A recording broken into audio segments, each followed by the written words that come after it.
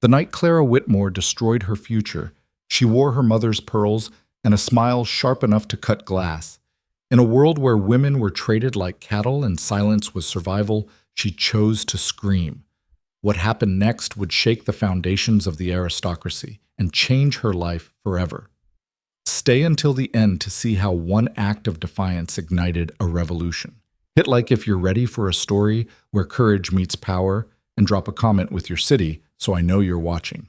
The chandeliers in the Ashford Estate ballroom blazed like 1,000 tiny suns, their light cascading over silk gowns and tailored coats, over champagne flutes raised in empty toasts and smiles that never reached the eyes. It was the kind of beauty that suffocated, opulent, ruthless, exact. Clara Whitmore stood near the marble column at the room's edge, her fingers gripping the stem of her glass so tightly she half expected it to shatter. She didn't belong here. Not really. Her family's title was old, but their fortune was threadbare, held together by careful lies and her mother's relentless social maneuvering. Clara's gown was last season's, altered to hide the fraying hem. Her gloves had been mended twice. But she held her chin high because that was all she had left, her pride and the stubborn refusal to bow. Around her, the elite of the realm moved like predators in a feeding frenzy. Lords negotiating mining rights over roasted quail. Ladies whispering about engagement announcements before the couples themselves knew. Marriages arranged over whiskey and handshakes. Futures decided in hallways lined with portraits of dead men who'd done the exact same thing. Clara hated it, every polished second of it. Miss Whitmore. She turned to find Lady Pemberton, a woman whose smile was all venom and perfect teeth, flanked by two younger women Clara vaguely recognized from previous gatherings. Vultures, all of them. Lady Pemberton. Clara's voice was flat. I heard your brother is seeking investors for that railway venture of his. Pemberton's fan fluttered lazily. How ambitious. Translation. How desperate. Clara's jaw tightened. He's a visionary. Of course. The smile widened, though I wonder if vision alone will sustain your family through the season. One hears such things about debts and creditors these days. The women beside her tittered like trained birds. Clara felt the heat rise in her chest, the familiar burn of humiliation wrapped in silk gloves and false concern. She wanted to throw the champagne in Pemberton's face. She wanted to scream. Instead, she smiled. One also hears things about gambling husbands and bastard children in the countryside, Lady Pemberton. Curious how gossip travels, isn't it? The titter died. Pemberton's face went stiff as marble. Clara turned and walked away before the woman could recover, her heart hammering against her ribs. Stupid, stupid. She'd just made an enemy she couldn't afford, but God, it had felt good. She needed air. She needed to be anywhere but here. Clara slipped through a side door into a drawing room that opened onto the terrace. The music and laughter faded behind heavy curtains. She pressed her palm against the cool glass of the window, willing her pulse to slow. That's when she heard the voices. Settled, then. The girl will marry Northcliffe's son by autumn. Clara froze. And if she refuses? A younger man's voice, uncertain. She won't. The first voice was cold, smooth, final. Her father owes me £20,000. He'll agree to anything to clear the debt, and she'll do as she's told. They always do. Clara's stomach turned. She shifted closer to the doorway, staying in the shadows. Through the gap, she could see them. 3 men in dark evening coats, cigars glowing in the dim light. The one speaking stood with his back to her, but even in silhouette, she recognized him. Everyone did. Duke Adrian Blackthorne. Tall, broad-shouldered, with the kind of presence that bent a room around him without him saying a word. His family controlled half the coal mines in the north, held seats in Parliament like heirlooms, and moved through society with the casual brutality of men who'd never been told no. He was 32, unmarried by choice, and according to rumor, utterly without a heart. The Whitfield girl is 18, the younger man said, barely out of the schoolroom. Northcliffe's son is twice her age and drinks like, I don't care if he drinks himself to death, Blackthorne cut him off. The marriage secures the railway access we need through Whitfield's land. The rest is her problem. Clara's breath caught. Margaret Whitfield, she knew her. a shy, sweet girl who still wore her hair in braids and blushed when men spoke to her, and they were selling her like livestock to settle a debt. "Seems harsh," the younger man muttered. "Harsh?" Blackthorn's laugh was low and humorless. "This is how the world works, Ashford. Sentiment is for people who can afford it. The Whitfields gambled and lost. Now they pay. If the girl has sense, she'll make the best of it. If not," he shrugged, "she'll learn." Clara felt something snap inside her chest. She didn't think, didn't plan, didn't calculate the cost. She stepped into the doorway. "Or perhaps," she said, her voice ringing clear through the smoke-hazed room, "she'll tell you to go to hell." All three men turned. The younger one, Lord Ashford, went pale. The third man choked on his brandy. And Duke Adrian Blackthorn stared at her with eyes like chips of black ice, his expression unreadable. "I beg your pardon?" His voice was soft, dangerous. Clara's heart was a wild drum, but she stepped forward, into the light. "You heard me, Your Grace. I said perhaps Miss Whitfield will tell you exactly where you can shove your marriage contract." "Clara!" Ashford hissed her name like a warning. She ignored him. Every fiber of her being screamed to run, to apologize, to curtsy, and beg forgiveness. Instead, she looked Blackthorn straight in the eye. "Margaret Whitfield is a human being, not a bargaining chip. You can't just trade her future for railway access like she's a piece of property." Blackthorn tilted his head slightly, studying her the way one might study an insect under glass. "And you are?" "Clara Whitmore." "Ah." Something flickered across his face. Recognition, maybe, or amusement. "The girl with the failing family fortune and the clever tongue. I've heard about you." "Then you know I'm not afraid to use it." "Clearly." He took a slow step toward her. "Though fear might serve you better than recklessness, Miss Whitmore. Do you have any idea what you've just done? I've called you out for what you are. A tyrant in expensive clothes who thinks money gives him the right to destroy lives." The room went dead silent. Ashford looked like he might faint. The third man set down his glass and edged toward the door. Blackthorn's expression didn't change, but something cold and lethal shifted behind his eyes. "You think you understand this world.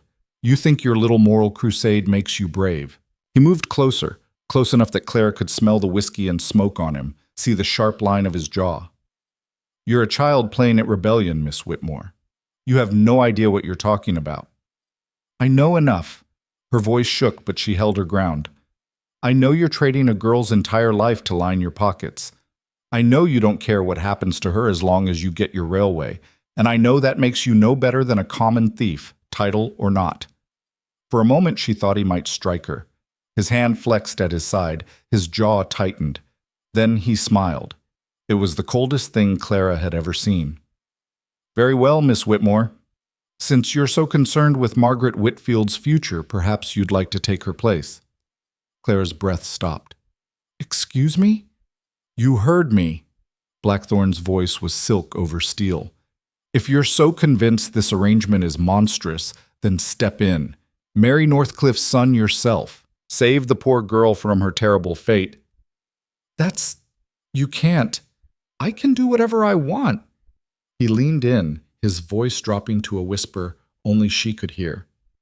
"And so can you, apparently, so prove it. Take her place, or admit you're nothing but noise and pretty words, and get out of my sight." Clara's mind raced. This was insane. He was calling her bluff, twisting her defiance into a trap.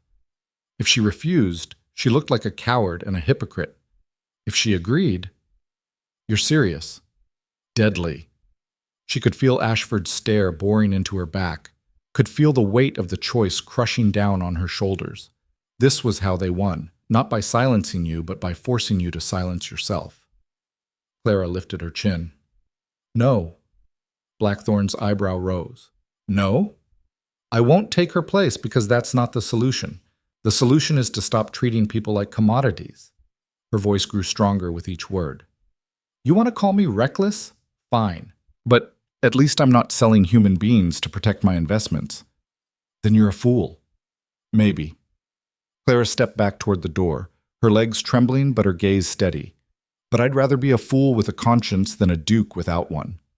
She turned on her heel and walked out before he could respond, before her courage could fail, before the full weight of what she'd just done could crash down on her. She made it halfway across the ballroom before the whispers started. They spread like wildfire, a hissed name here, a shocked gasp there. People turned to stare. Lady Pemberton's face lit up with malicious glee. Clara kept walking, head high, eyes forward. She'd just declared war on one of the most powerful men in the country, with nothing but her pride and a reckless mouth as weapons. And God help her, she had no idea what came next. Outside, the night air hit her like a slap. Clara leaned against the stone balustrade, her hands shaking so badly she had to grip the edge to steady them. "What have you done? What have you done? What have you—" That was either the bravest or stupidest thing I've ever seen. Clara spun around. A young woman stepped out of the shadows, dark hair pinned up, a gown of deep green silk, and eyes that glinted with something between amusement and concern. Clara recognized her, Beatrice Harding, daughter of a minor baron, known for being just eccentric enough to be interesting at parties. "Stupid," Clara managed. "Definitely stupid." "Probably." Beatrice moved to stand beside her, gazing out at the darkened gardens. "But also magnificent. No one's spoken to Blackthorn like that in, well, ever, I'd imagine. He's going to ruin me. Maybe. Or maybe you just became the most interesting person in this room." Beatrice glanced at her sidelong. "Do you actually care about the Whitfield girl, or were you just looking for a fight?" Clara opened her mouth to answer, then closed it. The truth was complicated. Yes, she cared. But she'd also been angry, humiliated, desperate to prove she mattered in a world that kept telling her she didn't. "Both," she said finally. "Is that terrible?" "It's honest." Beatrice smiled. "Which is more than I can say for most people here." She paused. "For what it's worth, Margaret Whitfield is my cousin. And you're right. The marriage would destroy her. Northcliffe's son is a drunk and a brute, so thank you. Even if it was reckless." Clara felt something loosen in her chest. "Will it make any difference?" "I don't know. Blackthorn doesn't lose arguments. He certainly doesn't lose to girls who insult him in front of witnesses." Beatrice's expression turned serious. "He'll come for you, Clara. One way or another, men like him don't forget." "Then let him come." The word sounded braver than she felt. Beatrice studied her for a long moment, then nodded slowly. "You know what? I think I believe you." She reached out and squeezed Clara's hand. "Good luck, Miss Whitmore. You're going to need it." She disappeared back into the ballroom, leaving Clara alone with the night and the terrible certainty that her life had just changed forever. The carriage ride home was silent. Clara's mother sat across from her, lips pressed into a thin line, hands folded so tightly in her lap that her knuckles had gone white. Her father hadn't even come. He'd left early, as he always did, fleeing to his club and his brandy. "Do you have any idea," her mother said finally, her voice cold and clipped, "what you've done?" Clara stared out the window. "I spoke the truth. You humiliated us. You insulted a duke in front of half of society." Her mother's voice cracked. "We're barely holding on as it is, Clara. Your brother's business is failing. We're 3 months behind on the house payments, and you just made an enemy of the one man who could have helped us. He was selling a girl like cattle, and now he'll do the same to us." Her mother leaned forward, eyes blazing. "Don't you understand? We have nothing. No money, no influence, no protection. All we have is our reputation, and you just set it on fire." Clara felt the sting of tears, but refused to let them fall. "So what was I supposed to do? Stay silent? Let it happen?" "Yes!" The word was a shout, raw and desperate. Then, quieter. "Yes. You were supposed to stay silent. You were supposed to smile and nod and survive the way the rest of us do." "That's not surviving," Clara whispered. "That's dying slowly." Her mother's face crumpled. For a moment she looked old and tired and utterly defeated. Then maybe that's all we have left. The carriage jolted to a stop outside their townhouse. Clara climbed out without waiting for the footman, her mother's words echoing in her ears. Inside, the house was dark and cold. They couldn't afford to keep more than 2 servants now, and both had gone to bed hours ago. Clara climbed the stairs to her room, each step heavier than the last. She closed the door behind her and finally let herself collapse onto the bed, still in her gown, still wearing her mother's pearls. "What have you done?"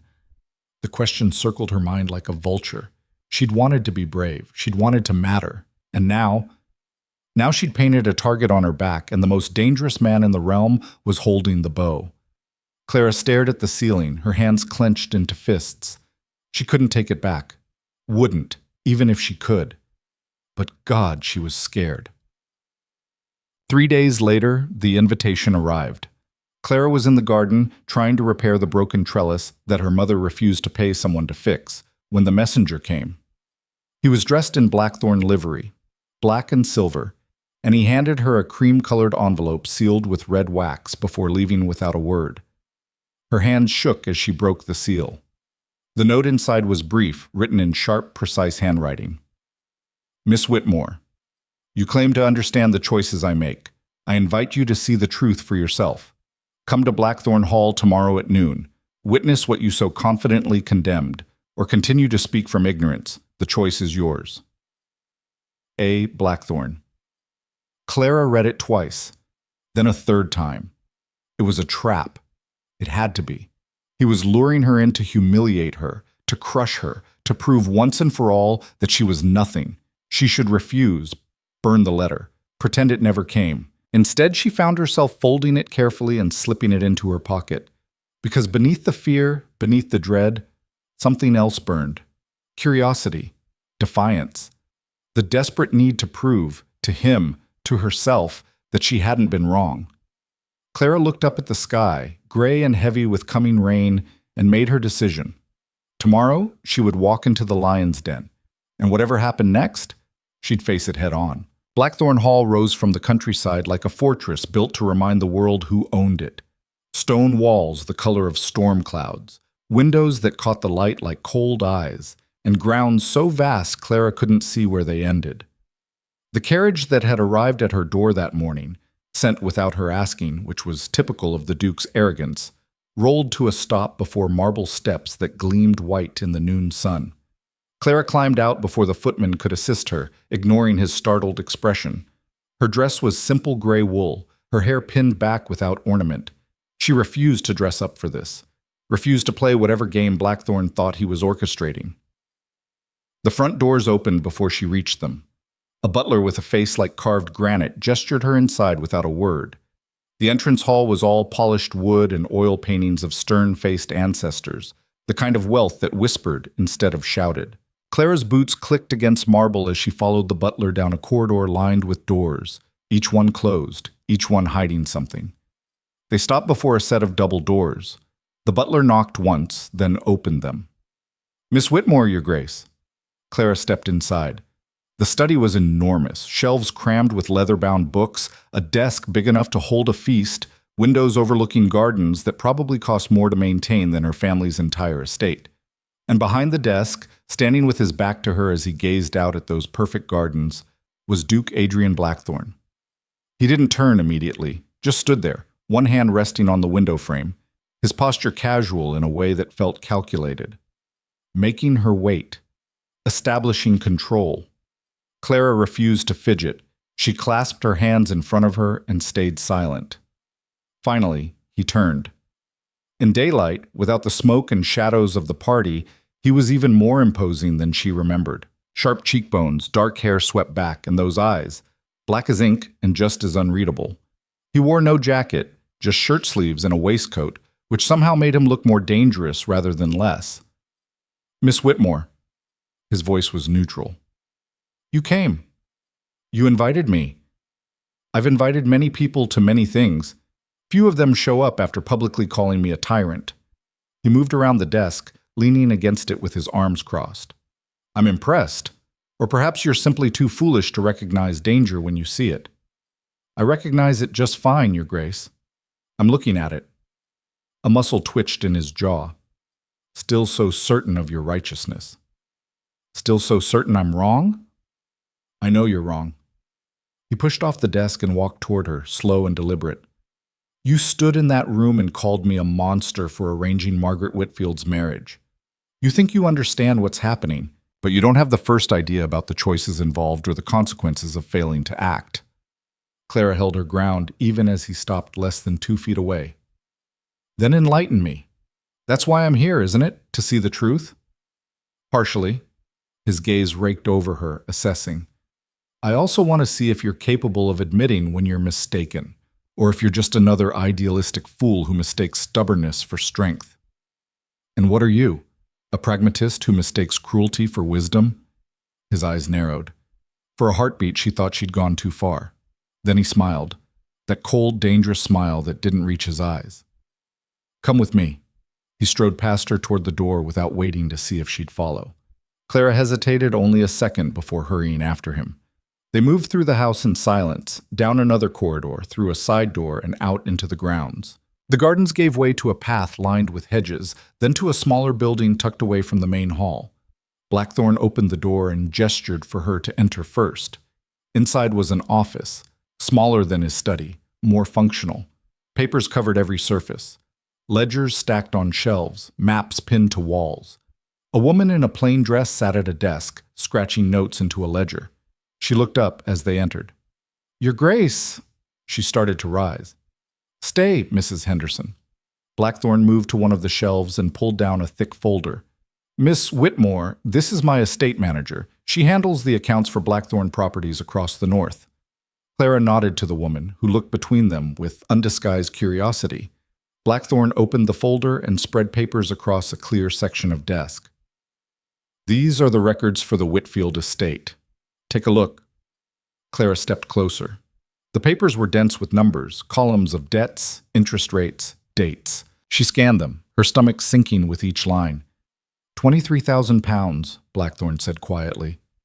Owed to 4 different creditors, plus my own holdings. Whitfield's father gambled most of it away. The rest went to bad investments and worse decisions. The estate itself is mortgaged to the hilt.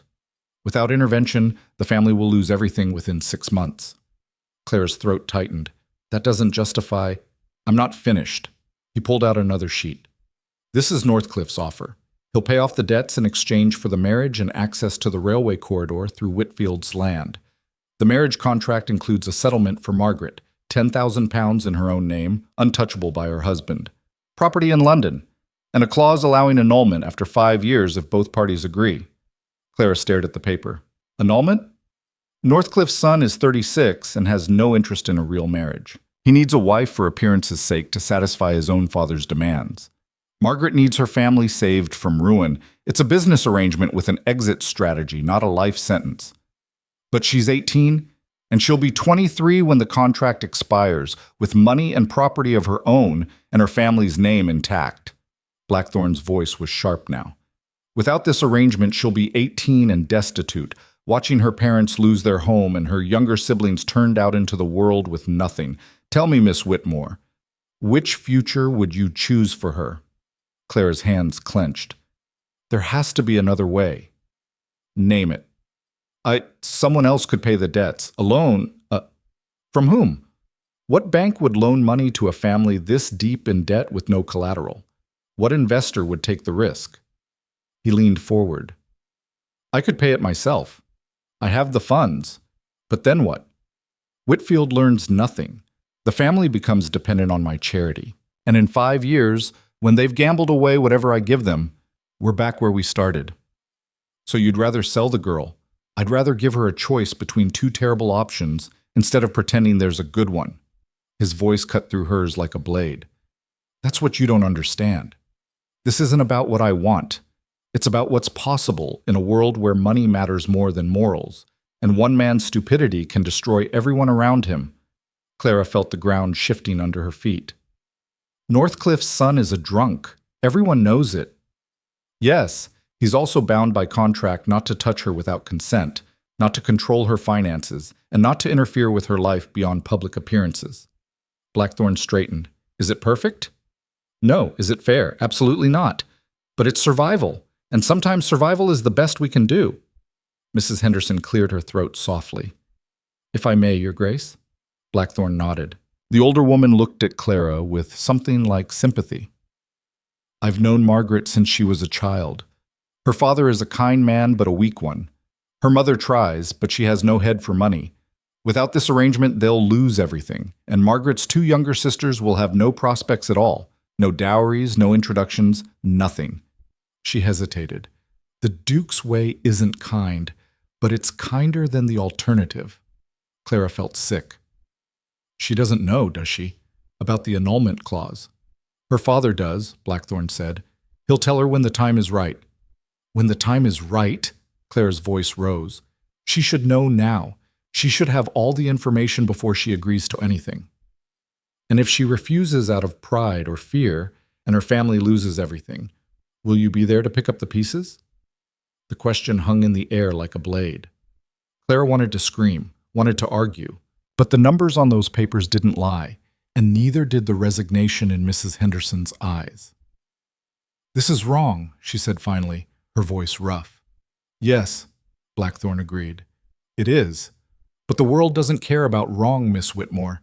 It cares about who has power and who doesn't. I'm trying to use mine to create the least harmful outcome possible. By playing with people's lives. By keeping people alive. He gathered the papers and returned them to the folder. You wanted to see the truth. There it is. Not pretty, not noble, just necessary. Clara turned away, her mind spinning. Everything she'd believed about the situation, about him, was cracking apart, and she didn't know how to hold the pieces together. Why did you show me this? She asked quietly. Because I want to see if you're capable of thinking beyond your anger. Blackthorne's footsteps moved closer behind her. You have fire, Miss Whitmore. I'll give you that. But fire without direction just burns everything down. If you want to change things, you need to understand how they work first. She spun to face him. And you're going to teach me? I'm going to show you what happens when someone tries to fight the system without understanding it. His expression was unreadable. Come to the estate meeting tomorrow. See how these decisions are actually made. Then tell me if you still think I'm a monster, or if you're beginning to realize the world is more complicated than your righteousness allows. Clara's heart hammered. And if I refuse? Then you go back to your comfortable ignorance and continue throwing stones at problems you don't comprehend. He stepped back, dismissing her with the movement. The choice is yours. It always has been. She stared at him, this man who'd just systematically dismantled her certainty and left her standing in the rubble of her own judgment. She wanted to hate him. Part of her still did. But another part she didn't want to acknowledge, was starting to wonder if he was right. Tomorrow, she heard herself say. Where and when? 10 o'clock. Here. He turned toward the door. And Miss Whitmore? Wear something practical. We'll be visiting the mines. Clara barely slept that night. She lay in bed staring at the ceiling, replaying every word of the conversation, every number on those papers.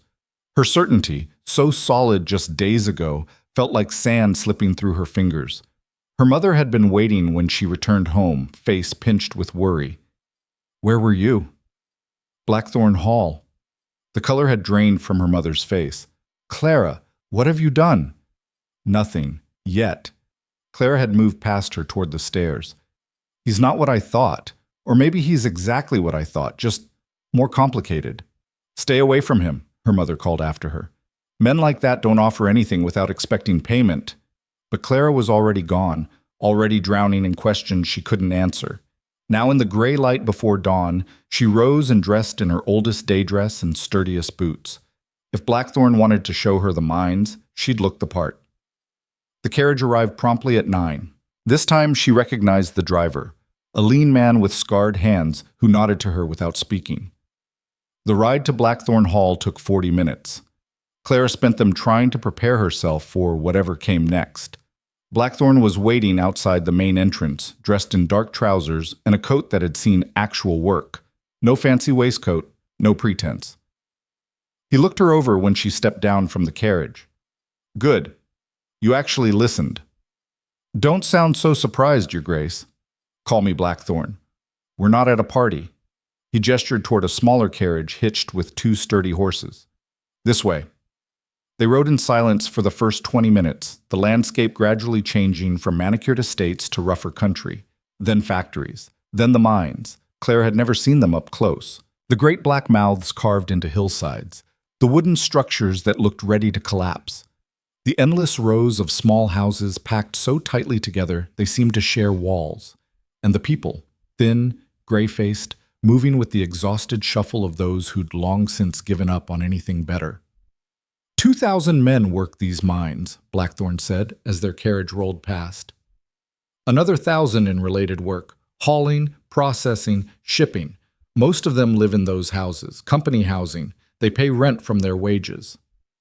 Clara's stomach twisted. You own all of this? My family does. I inherited it. He didn't look at her. Do you know what happens if I close the mines because they're not profitable enough? People lose their jobs. 3,000 people lose everything, their income, their housing, their future. The towns that depend on mine wages collapse. Shops close. Schools shut down. Families starve. He finally turned to meet her eyes. So I keep the mines running, even when the margins are razor thin. I pay fair wages, better than most. I've installed safety equipment the law doesn't require. And I still can't make it good, just less terrible. The carriage stopped before a building marked office. Blackthorne climbed down and offered Clara his hand. She took it, hating how steady his grip was. Inside, a group of men waited around a long table, mine supervisors from the look of them, rough, weathered, with the kind of eyes that had seen too much darkness. Gentlemen, Blackthorne said, this is Miss Whitmore. She'll be observing today's meeting. A few eyebrows rose, but no one protested. They knew better than to question the Duke. The meeting was brutal in its efficiency. Production numbers, safety incidents, cost analyses.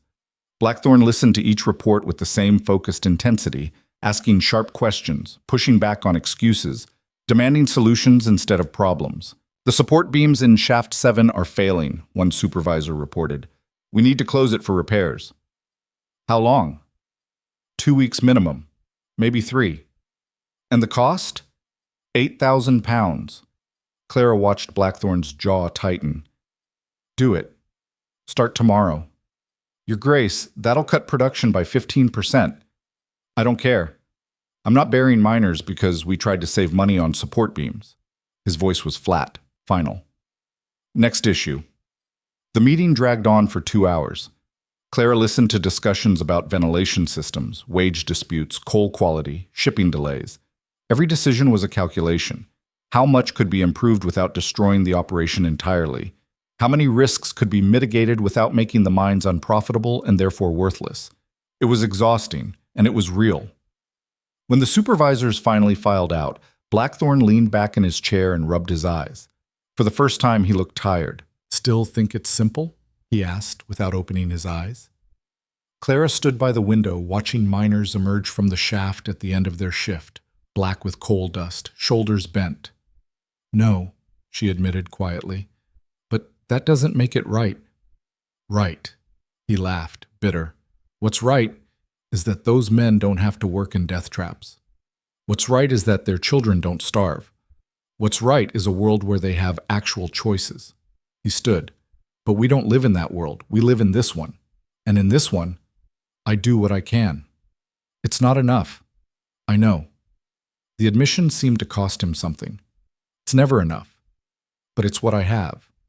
Clara turned to face him. Margaret Whitfield, the annulment clause, does she know? Not yet. She should.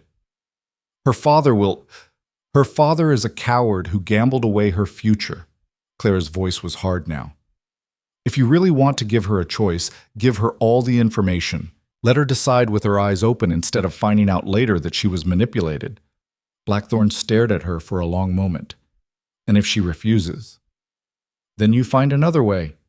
Or you admit this was never really about giving her a choice at all. Something shifted in his expression, a crack in the armor maybe, or just recognition that she wasn't going to back down. You're infuriating, he said finally. You're a tyrant. I'm trying to keep people alive. By controlling their lives. By making hard choices so they don't have to. They stood there, 3 feet apart, both breathing hard like they'd been fighting instead of talking. The air between them crackled with tension, anger, and something else Clara didn't want to name. Come with me, Blackthorne said abruptly. Where? To see Margaret. You want her to know the truth? Fine. You can be there when I tell her. Clara blinked. You're serious? You said I should give her all the information, so that's what I'm doing. He grabbed his coat. Unless you'd rather just keep shouting at me without actually trying to fix anything. It was a challenge, and Clara had never been able to walk away from one of those. Let's go. Plus, the Whitfield estate was smaller than Clara expected. A manor house that had seen better days, with gardens gone slightly wild and paint peeling from the shutters. Blackthorn's carriage pulled up to the front entrance just as the afternoon light began to fade. A servant answered the door, eyes widening when she saw the Duke. Is Miss Whitfield receiving visitors? Blackthorn asked. Yes, Your Grace. I'll fetch her. They were shown into a drawing room that tried to maintain dignity despite the threadbare furniture and faded curtains. Clara felt a stab of sympathy. This was what her own home would look like in another year or two if things didn't change.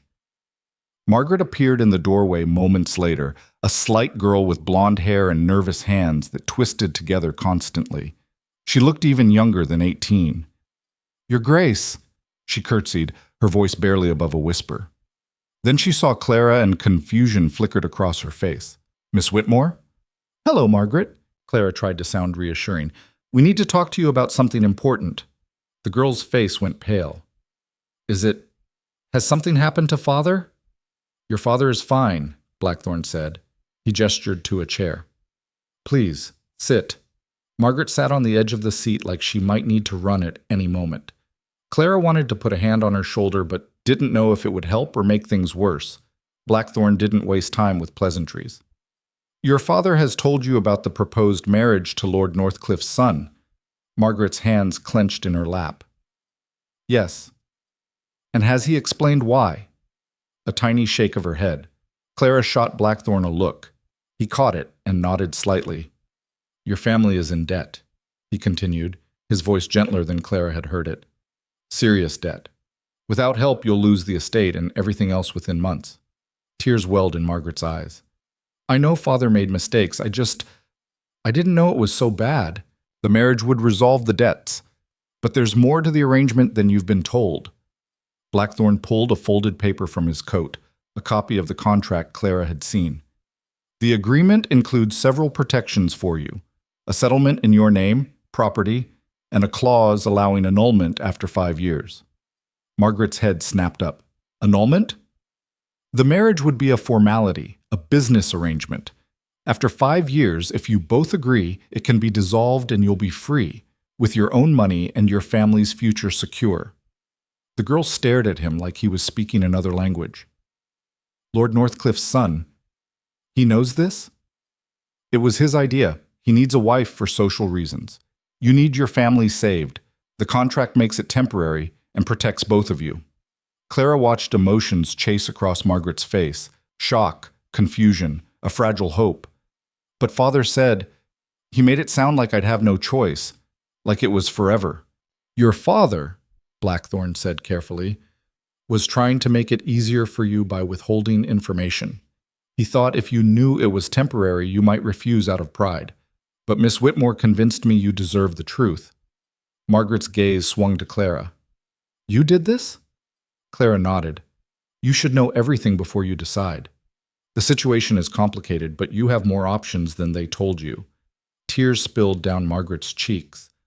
I thought I'd be trapped forever with a man I don't know, that I'd just have to endure it until... She couldn't finish.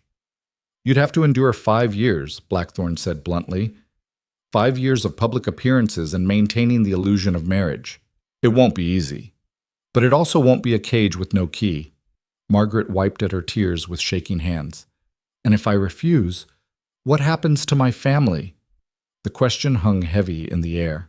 We'd have to find another solution, Clara said before Blackthorn could answer. There has to be another way. Is there? Margaret looked between them. Because I've watched my father try to fix this for months. I've seen him get thinner and grayer and more desperate. If there was another way, wouldn't he have found it? The pragmatism in her voice was heartbreaking.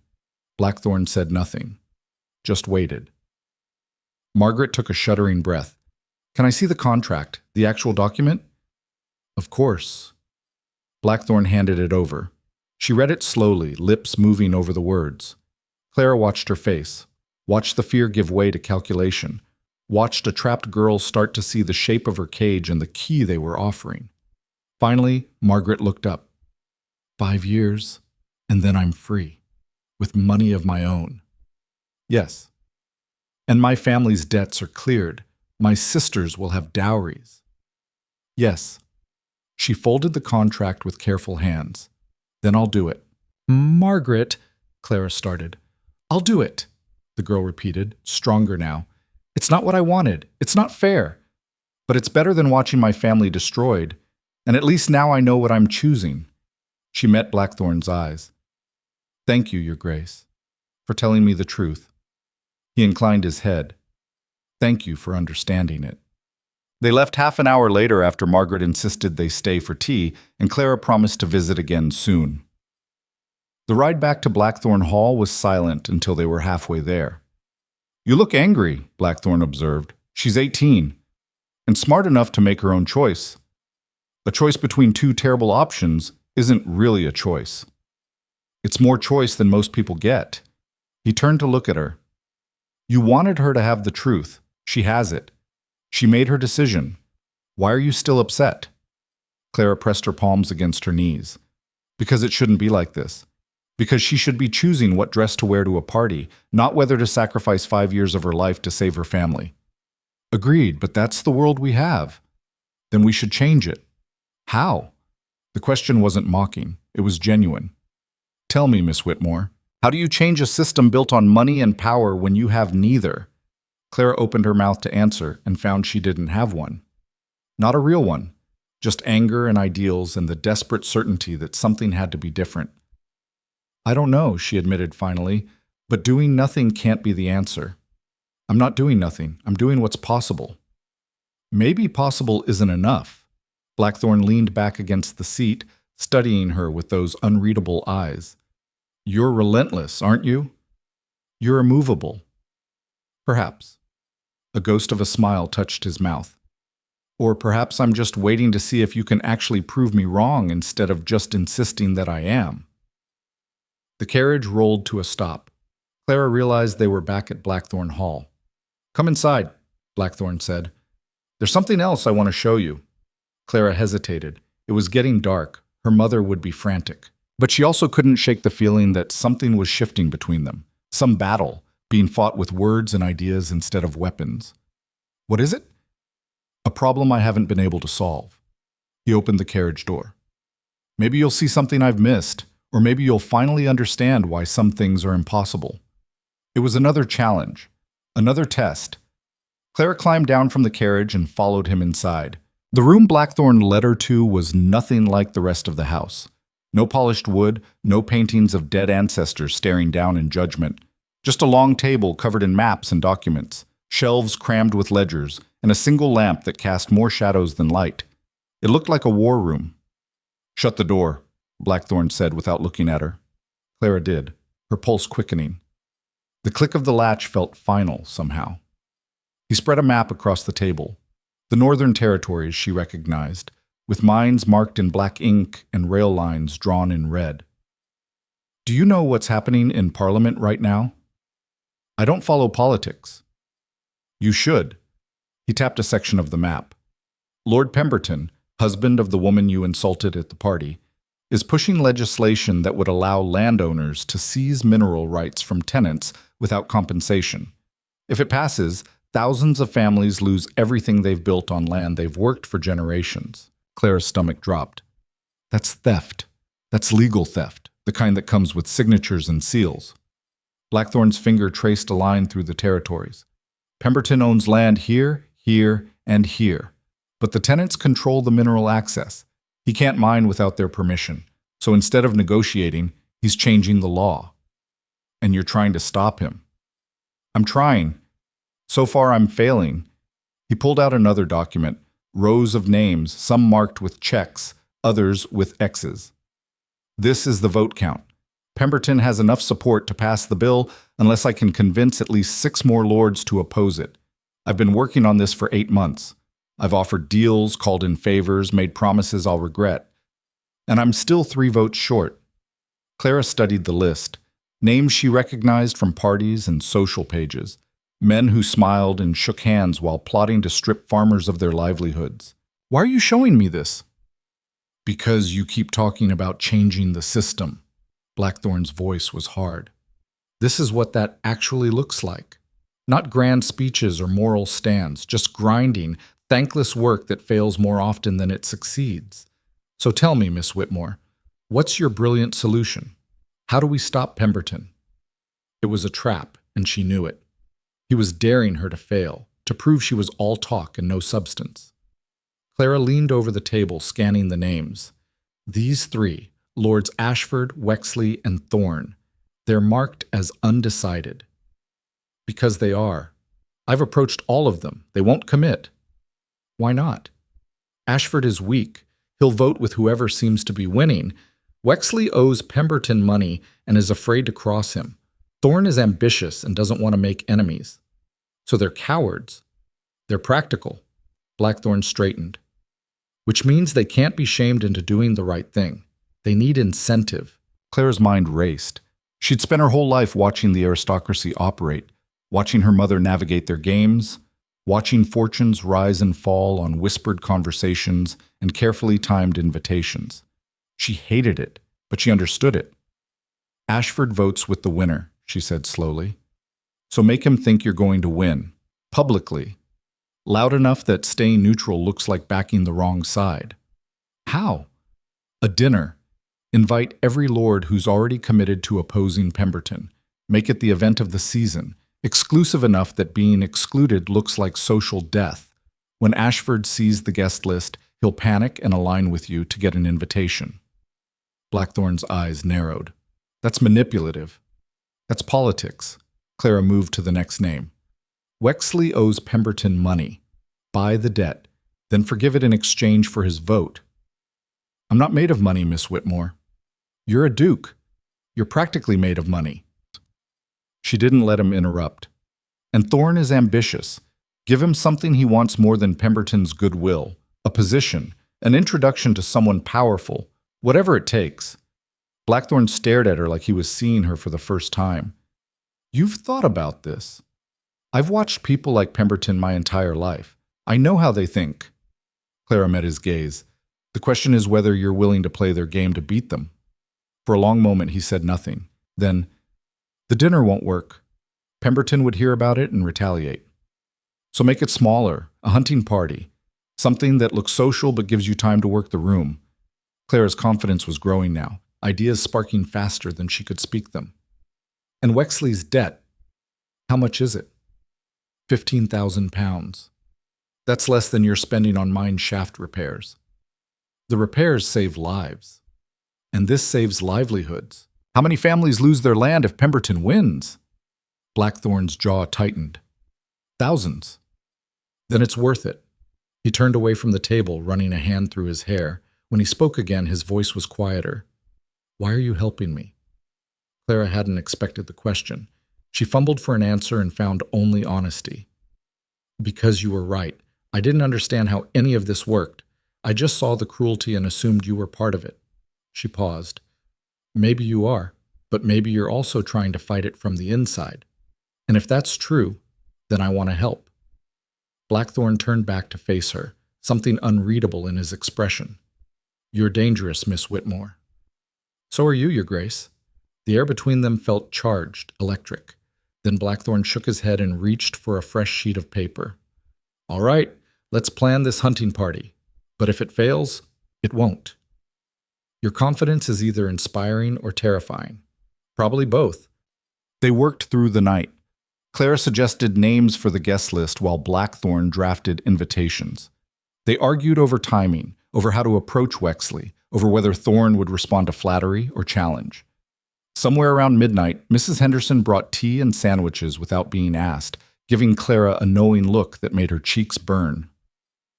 By the time the first light crept through the windows, they had a plan. Risky, complicated, and dependent on a dozen things going exactly right. But it was a plan. I should go home, Clara said, suddenly aware of how improper this all was. Spending the night alone with a man, even working, her reputation was already in tatters. This would finish it. I'll have the carriage brought around. Blackthorn stood, looking as exhausted as she felt. Miss Whitmore, thank you. For what? For not being what I expected. Clara didn't know what to say to that, so she just nodded and gathered her things. The ride home was a blur. She slipped into the house just as the servants were waking, climbing the stairs to her room before her mother could catch her. She fell into bed still dressed and slept like the dead. The hunting party was set for the following week. In the days between, Clara found herself pulled deeper into Blackthorn's world. He sent her documents to review, asking her opinion on approaches to different lords. She wrote back with observations about their wives, who held real influence in marriages, who could be swayed through social pressure rather than direct negotiation. Her mother noticed the correspondence and grew increasingly agitated. "You're playing with fire," she warned one evening, holding one of Blackthorn's letters like it might burn her. "Men like him don't befriend girls like you. They use them and discard them. He's not using me. We're working together." On what?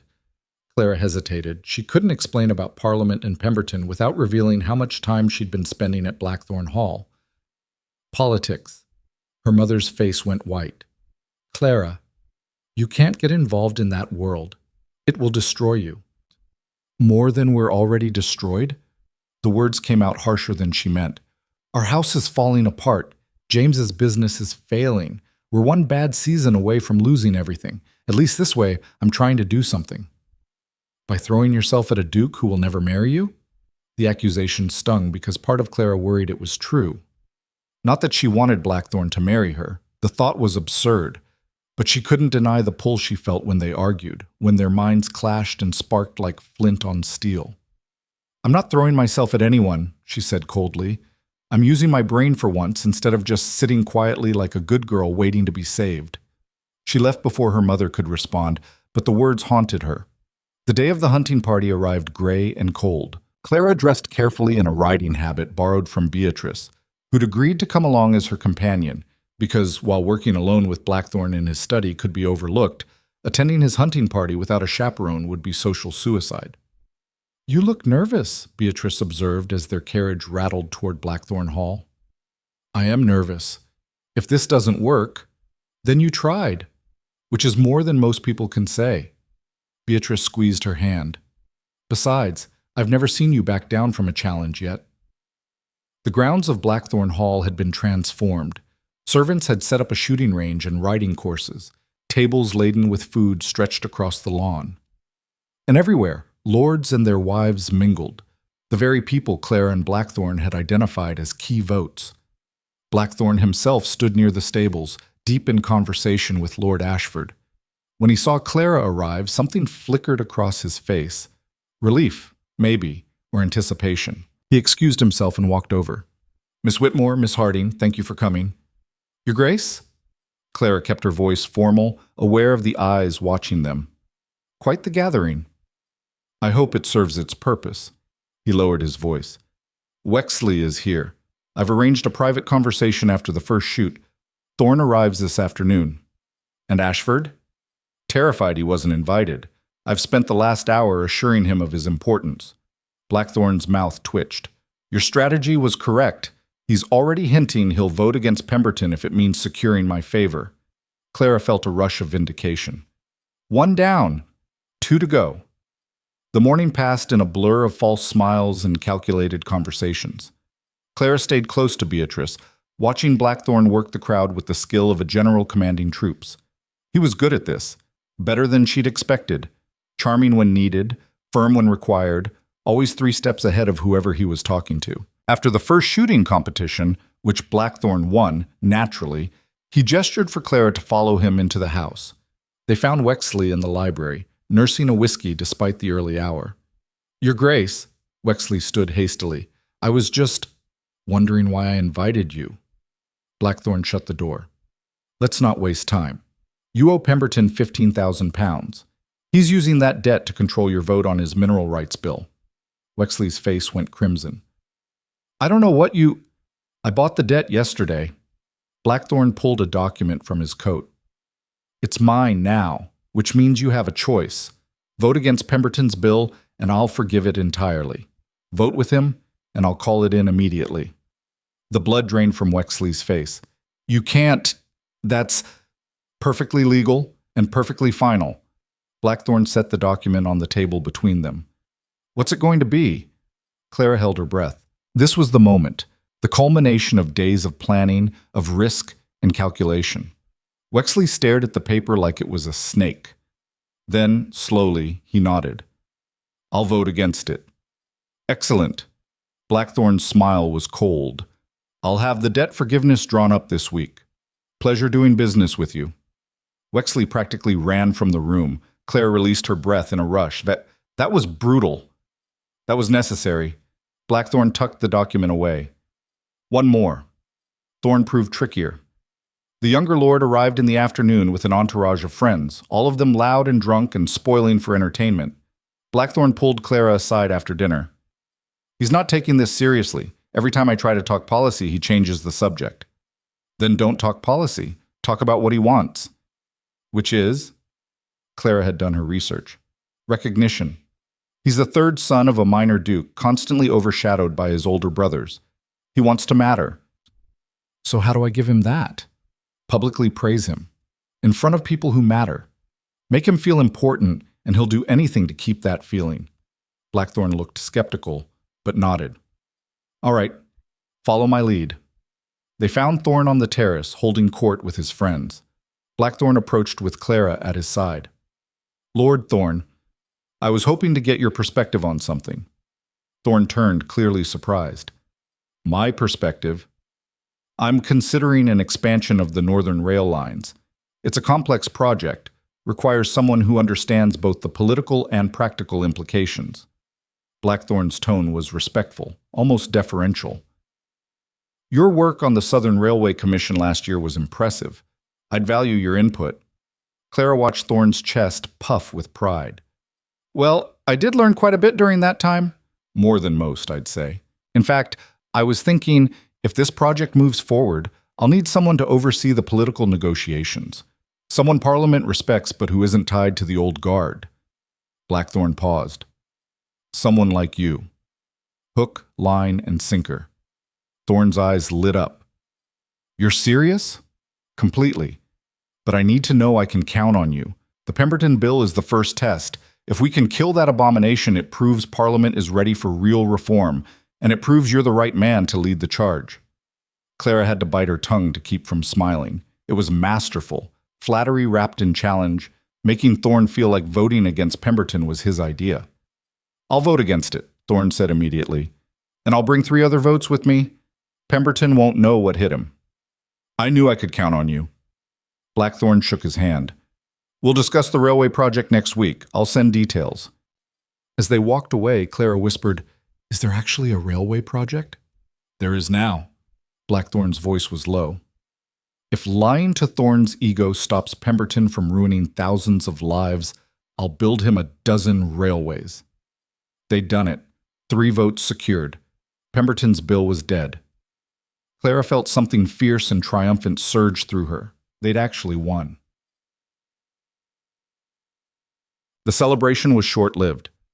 2 days later, Clara received an urgent summons to Blackthorn Hall. She arrived to find him in his study, face like thunder, holding a newspaper. What's wrong? He threw the paper on the desk. The headline made her blood run cold. Duke's dealings with common girl. Raise eyebrows. Whitmore family debts suggest ulterior motives. The article was vicious. It detailed Clara's family's financial troubles, suggested she was using her association with Blackthorn to secure money, implied impropriety and scandal, and it was signed by someone called a concerned observer. Pemberton, Clara whispered. Obviously. Blackthorn's hands were clenched. He knew we were working together. This is retaliation. But how did he... It doesn't matter. What matters is that he's declared war, and he's using you as ammunition. Clara's stomach twisted. My family. If this gets worse, it will get worse. Pemberton doesn't do half measures. Blackthorn met her eyes. I can protect you, but you'd have to trust me completely, and you'd have to be willing to do something drastic. What? He took a breath. Marry me. The world stopped. What? Marry me. Publicly, immediately. It turns the scandal into a romance. Pemberton's article becomes jealous gossip instead of legitimate criticism. Your family's reputation is protected, and we get ahead of whatever he's planning next. Clara couldn't breathe. You're insane. I'm practical. His voice was steady, but his eyes were intense. This is the only way to neutralize Pemberton's attack. If we're engaged, everything changes. The story becomes about love overcoming class differences, not about a desperate girl using a duke. But it's not real. It doesn't have to be. We can annul it later, just like Margaret's arrangement. 1 year, maybe 2. Long enough to weather this storm and destroy Pemberton politically. He stepped closer. I know what I'm asking. I know it's not fair. But if you want to actually change things instead of just talking about it, this is how. Clara's mind reeled. Marriage to Blackthorne. It was absurd, impossible, and yet, why would you do this? Risk your reputation for mine?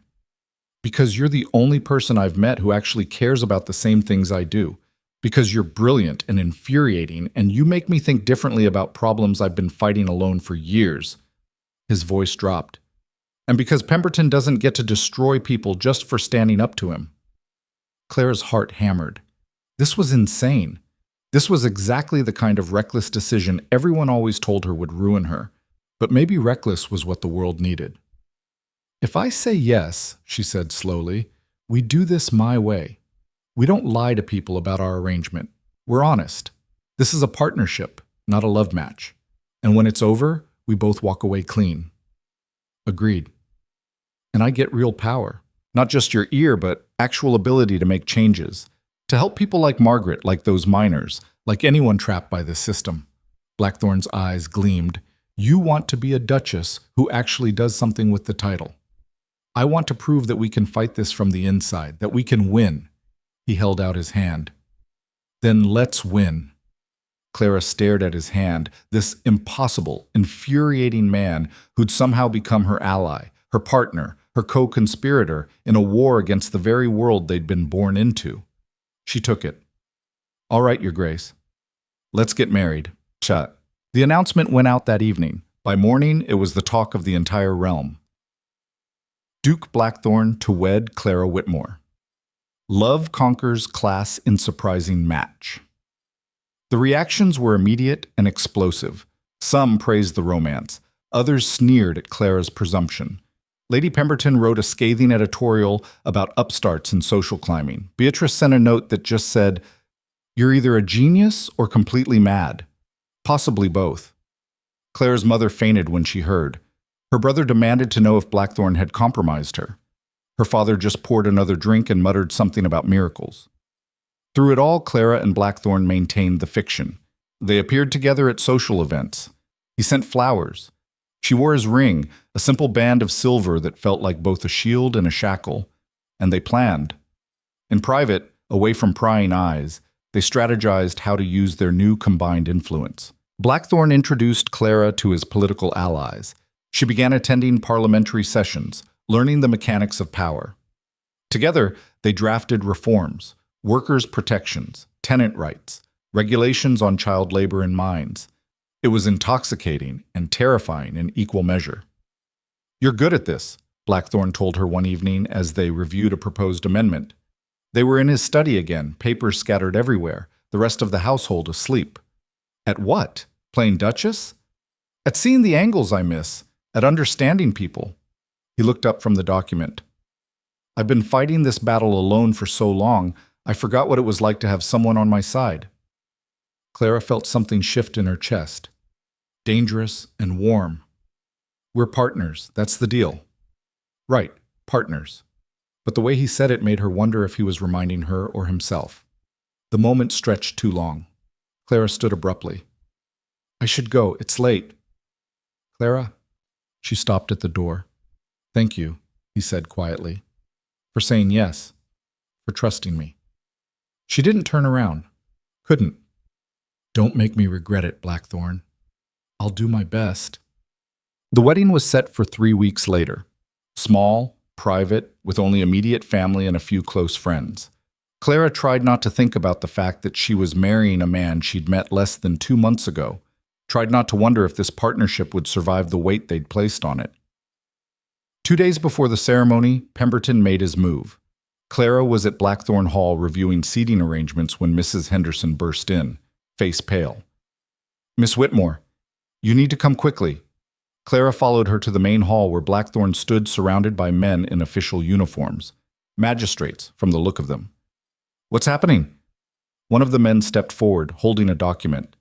"Miss Clara Whitmore, you are hereby summoned to appear before Parliament to answer charges of fraud and conspiracy." The floor tilted under Clara's feet. "What?" "Lord Pemberton has filed a formal complaint alleging that you and Duke Blackthorn conspired to manipulate votes through bribery and coercion." The magistrate's voice was flat, official, specifically regarding the mineral rights bill currently before the House of Lords. "That's insane. Nevertheless, you are required to testify. Refusal will result in arrest and imprisonment pending trial." Clara's vision narrowed. This was Pemberton's endgame. If she testified, she'd have to reveal their tactics, buying Wexley's debt, manipulating Ashford, promising Thorne a position. All of it technically legal but damning in the court of public opinion. And if she refused, when? Blackthorn's voice was ice. "Tomorrow morning, 10 o'clock. The magistrates left. Clara sank into a chair, hands shaking. "He's going to destroy us," she whispered. "No." Blackthorn knelt in front of her, gripping her hands. "He's trying to, but we're not going to let him." "How?" "He has evidence. He has witnesses. The second I walk into that chamber, you don't walk in alone." His eyes burned with fierce determination. "We face this together, and we tell the truth that we used legal means to oppose an unjust law, that we fought corruption with strategy, not bribes, that everything we did was to protect people Pemberton wants to exploit. They won't care about truth. They'll see a commoner who overstepped and a duke who helped her." "Then we make them care." Blackthorn stood, pulling her up with him. "Clara, look at me." She did. "You once told me that impossible wasn't good enough, that we had to try anyway." His hands tightened on hers. "So we try. We walk into that chamber tomorrow and we fight. And if we go down swinging." Clara's breath caught. He was right. They'd come too far to surrender now. "All right," she said. "Tomorrow we fight. Together? Together." That night, Clara couldn't sleep. She paced her room at Blackthorn Hall. She'd been staying there more often lately, propriety be damned, trying to prepare herself for what was coming. Testimony before Parliament, the most powerful men in the realm, all watching, judging, waiting for her to fail. A knock at her door made her jump. "It's me!" Blackthorn's voice came through the wood. She opened it to find him still dressed, holding 2 glasses of whiskey. "Thought you might need this." Clara took one and stepped back to let him in. He shut the door, scandalous, but everything about the situation was already scandal incarnate. "Can't sleep either?" she asked. "No." He moved to the window, staring out at the darkened grounds. "I keep running through the testimony. Every question Pemberton might ask, every trap he could set. And I think he's got us cornered." Blackthorn drained half his glass. "The tactics we used were legal, but they look corrupt. And perception is all that matters in these situations." Clara joined him at the window. "So what do we do?" "Tell the truth. All of it." He turned to face her. "Not just about the votes. About everything. About the mines. About Margaret. About why we're doing any of this. Make them see the bigger picture. They won't care. Some of them will. Enough of them, maybe." His voice dropped. "And if they don't, at least we went down fighting for something that mattered." Clara felt tears prick her eyes. "I'm scared." "So am I." The admission surprised her. Blackthorn, always so controlled, so certain, scared. It made him human in a way she hadn't let herself see before. "I'm sorry," she whispered, "for dragging you into this, for—" "Don't." He set down his glass and took her hands again, the gesture becoming familiar now. "You didn't drag me anywhere. I chose this. I chose you. And I don't regret it. Even if we lose? Even then." They stood there, hands clasped, the weight of tomorrow pressing down on them both. And Clara realized with startling clarity that somewhere in all the arguing and planning and fighting, this had stopped being just strategy. She cared about him. Actually cared. Not just about what he could do or how he could help, but about him. His exhaustion, his isolation, his desperate attempt to do right in a world built on wrong. Blackthorn. Adrian, he said quietly. My name is Adrian, and if we're going down tomorrow, I'd like to hear you say it at least once. Adrian? The name felt strange on her tongue, intimate. What happens if we lose? If Pemberton destroys us? Then we rebuild. Somewhere else, somehow. But together. You mean that? I never say things I don't mean. Clara believed him, and that more than anything terrified her, because if they lost tomorrow, when they lost tomorrow, it wouldn't just be her reputation in ruins. It would be this fragile, impossible thing they'd built together, this partnership that had somehow become more. I should let you sleep, Adrian said, but he didn't move. Neither did Clara. They stood in the lamplight, hands still clasped, both knowing they should step away and neither quite able to. Tomorrow, Clara said finally, we walk in there and we tell the truth. Tomorrow, we fight. Together. Always. He left a moment later, taking his warmth with him. Clara stood alone in her room, the taste of whiskey still on her lips, and made herself a promise.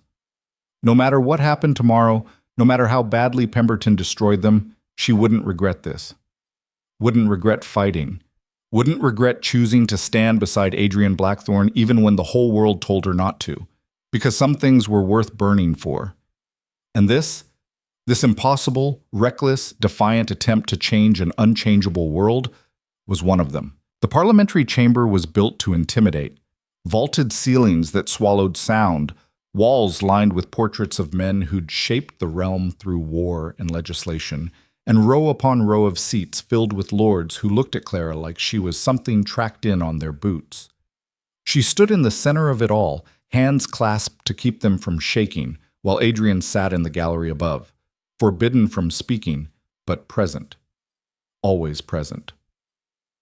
Lord Pemberton presided from his seat near the speaker's chair, his face arranged in an expression of concerned gravity that made Clara's skin crawl. He'd orchestrated this entire spectacle, and now he got to watch it unfold. Miss Whitmore, the speaker's voice echoed through the chamber. You stand accused of conspiracy to manipulate parliamentary votes through bribery and coercion. How do you answer these charges? Clara took a breath. She'd rehearsed this moment 100 times in her mind. But standing here under the weight of all these eyes, the words felt flimsy. I answer that the charges are false, Your Honor, but the truth is more complicated than either guilt or innocence. Murmurs rippled through the chamber.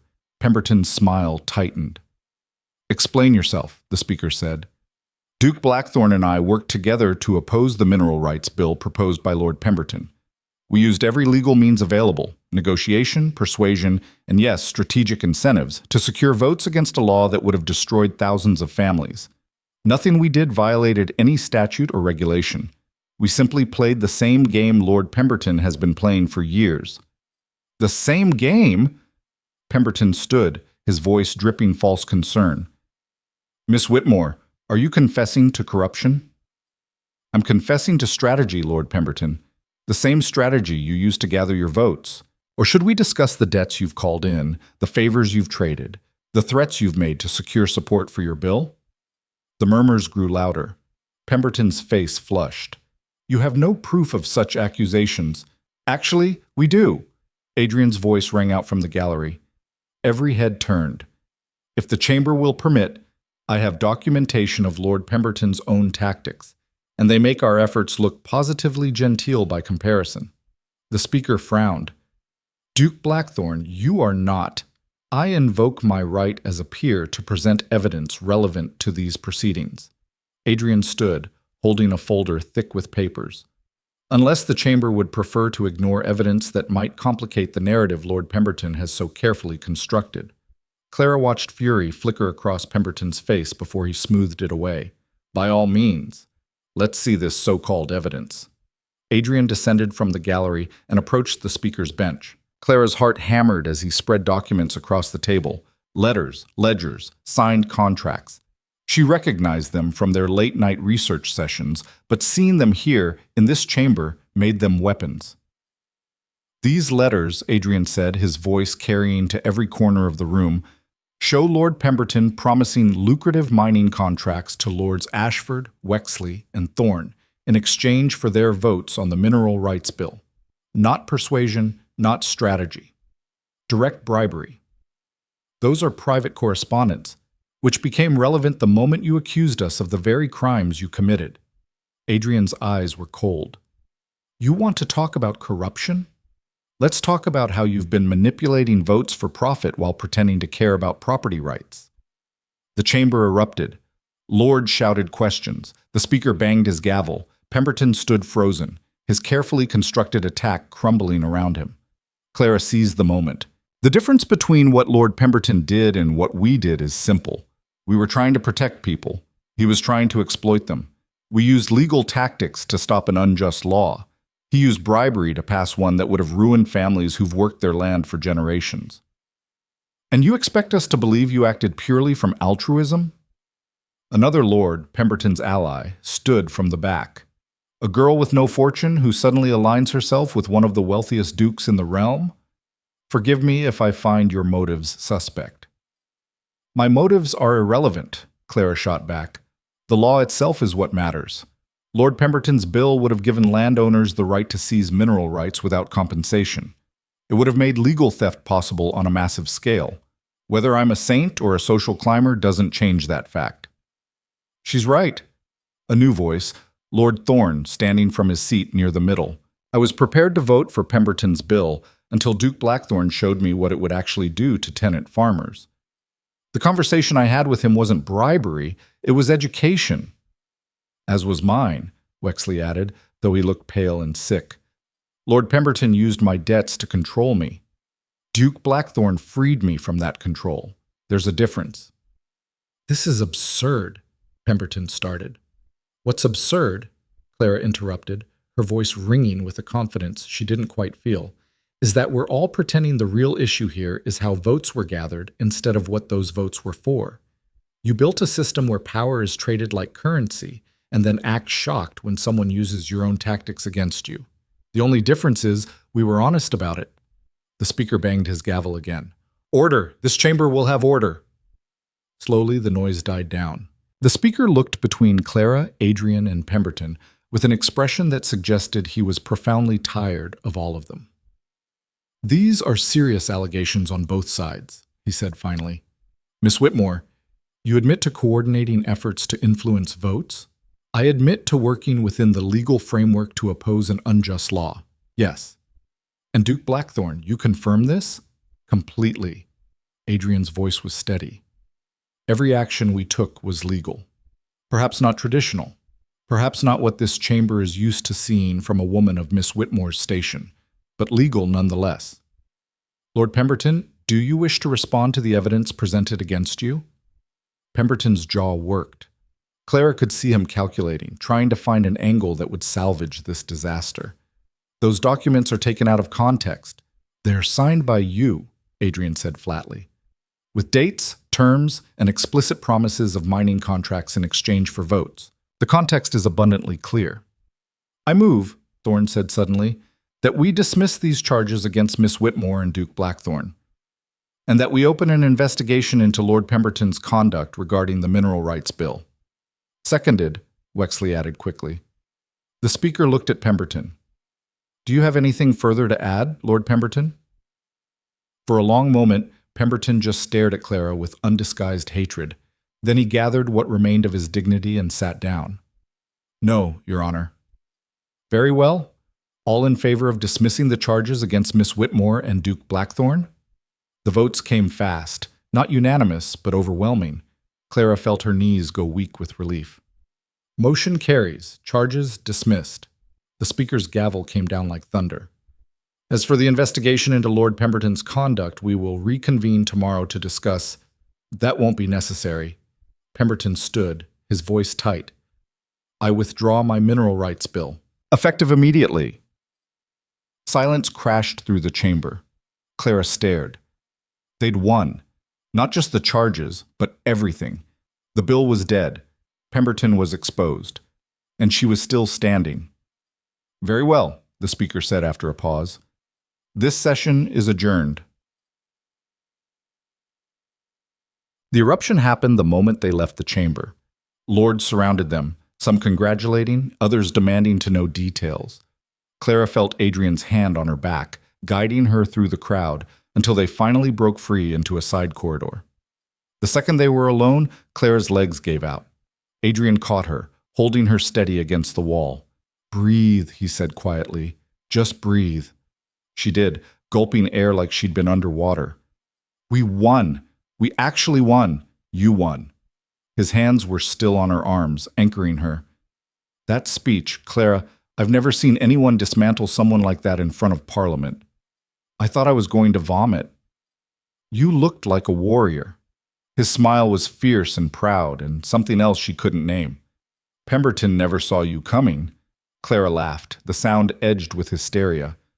I never saw me coming. They stood there in the dim corridor, the noise of the chamber fading behind them, and Clara felt the full weight of what they'd just done settle over her.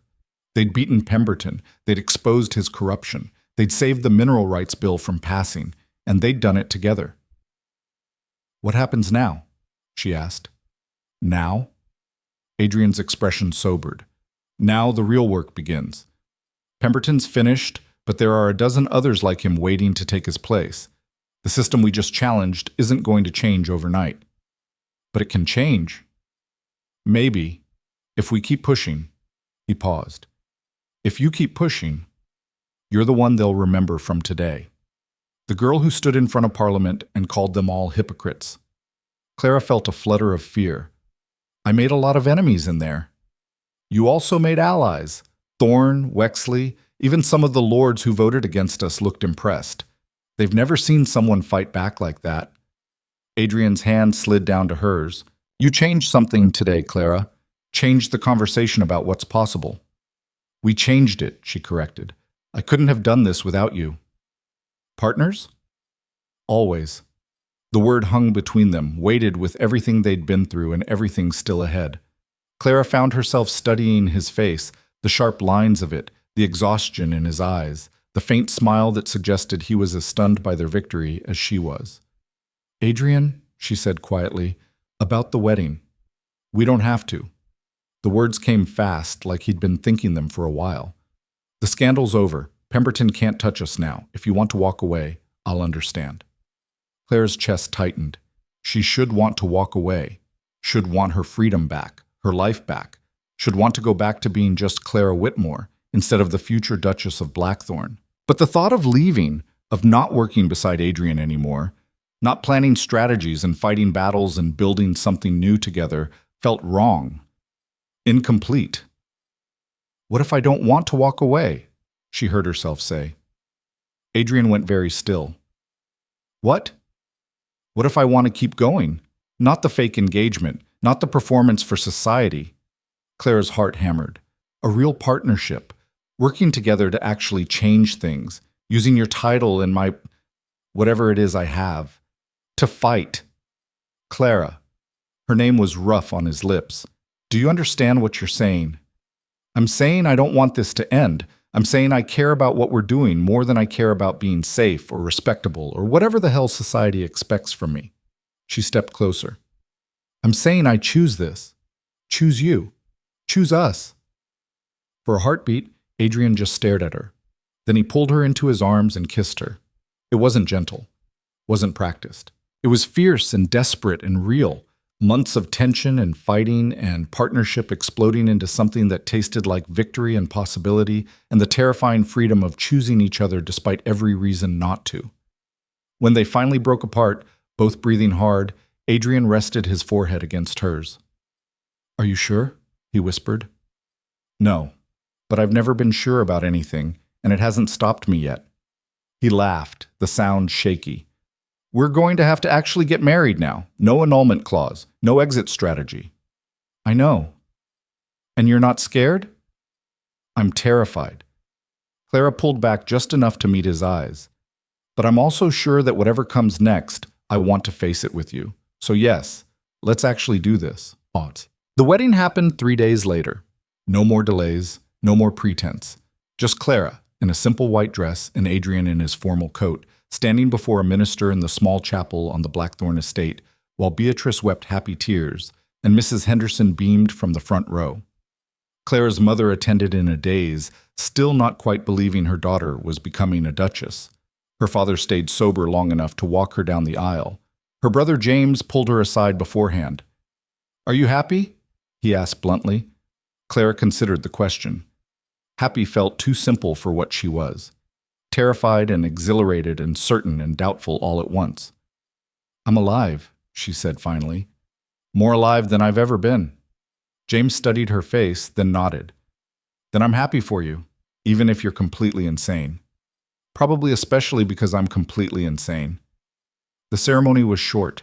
Clara barely heard the words, too focused on Adrian's hands holding hers, on the weight of the ring he slid onto her finger, on the fact that this was real. They were actually doing this. "You may kiss the bride." Adrian's kiss was softer this time, almost reverent, like he was still half convinced she might disappear if he wasn't careful. Then they turned to face the small gathered crowd as husband and wife, and Clara felt the full enormity of it hit her. She was a duchess now. She had power, real, actual power to change things. The question was what she'd do with it. The answer came sooner than expected. 2 weeks after the wedding, Clara sat in what was now her study, a room Adrian had cleared out for her, filling it with books on law and policy and the history of parliamentary reform, when Margaret Whitfield arrived unannounced. "Your Grace," Margaret curtsied, the title still strange on both their tongues. "Please, don't. Just Clara." She gestured to a chair. "What's wrong?" Margaret sat, twisting her hands together in that familiar nervous gesture.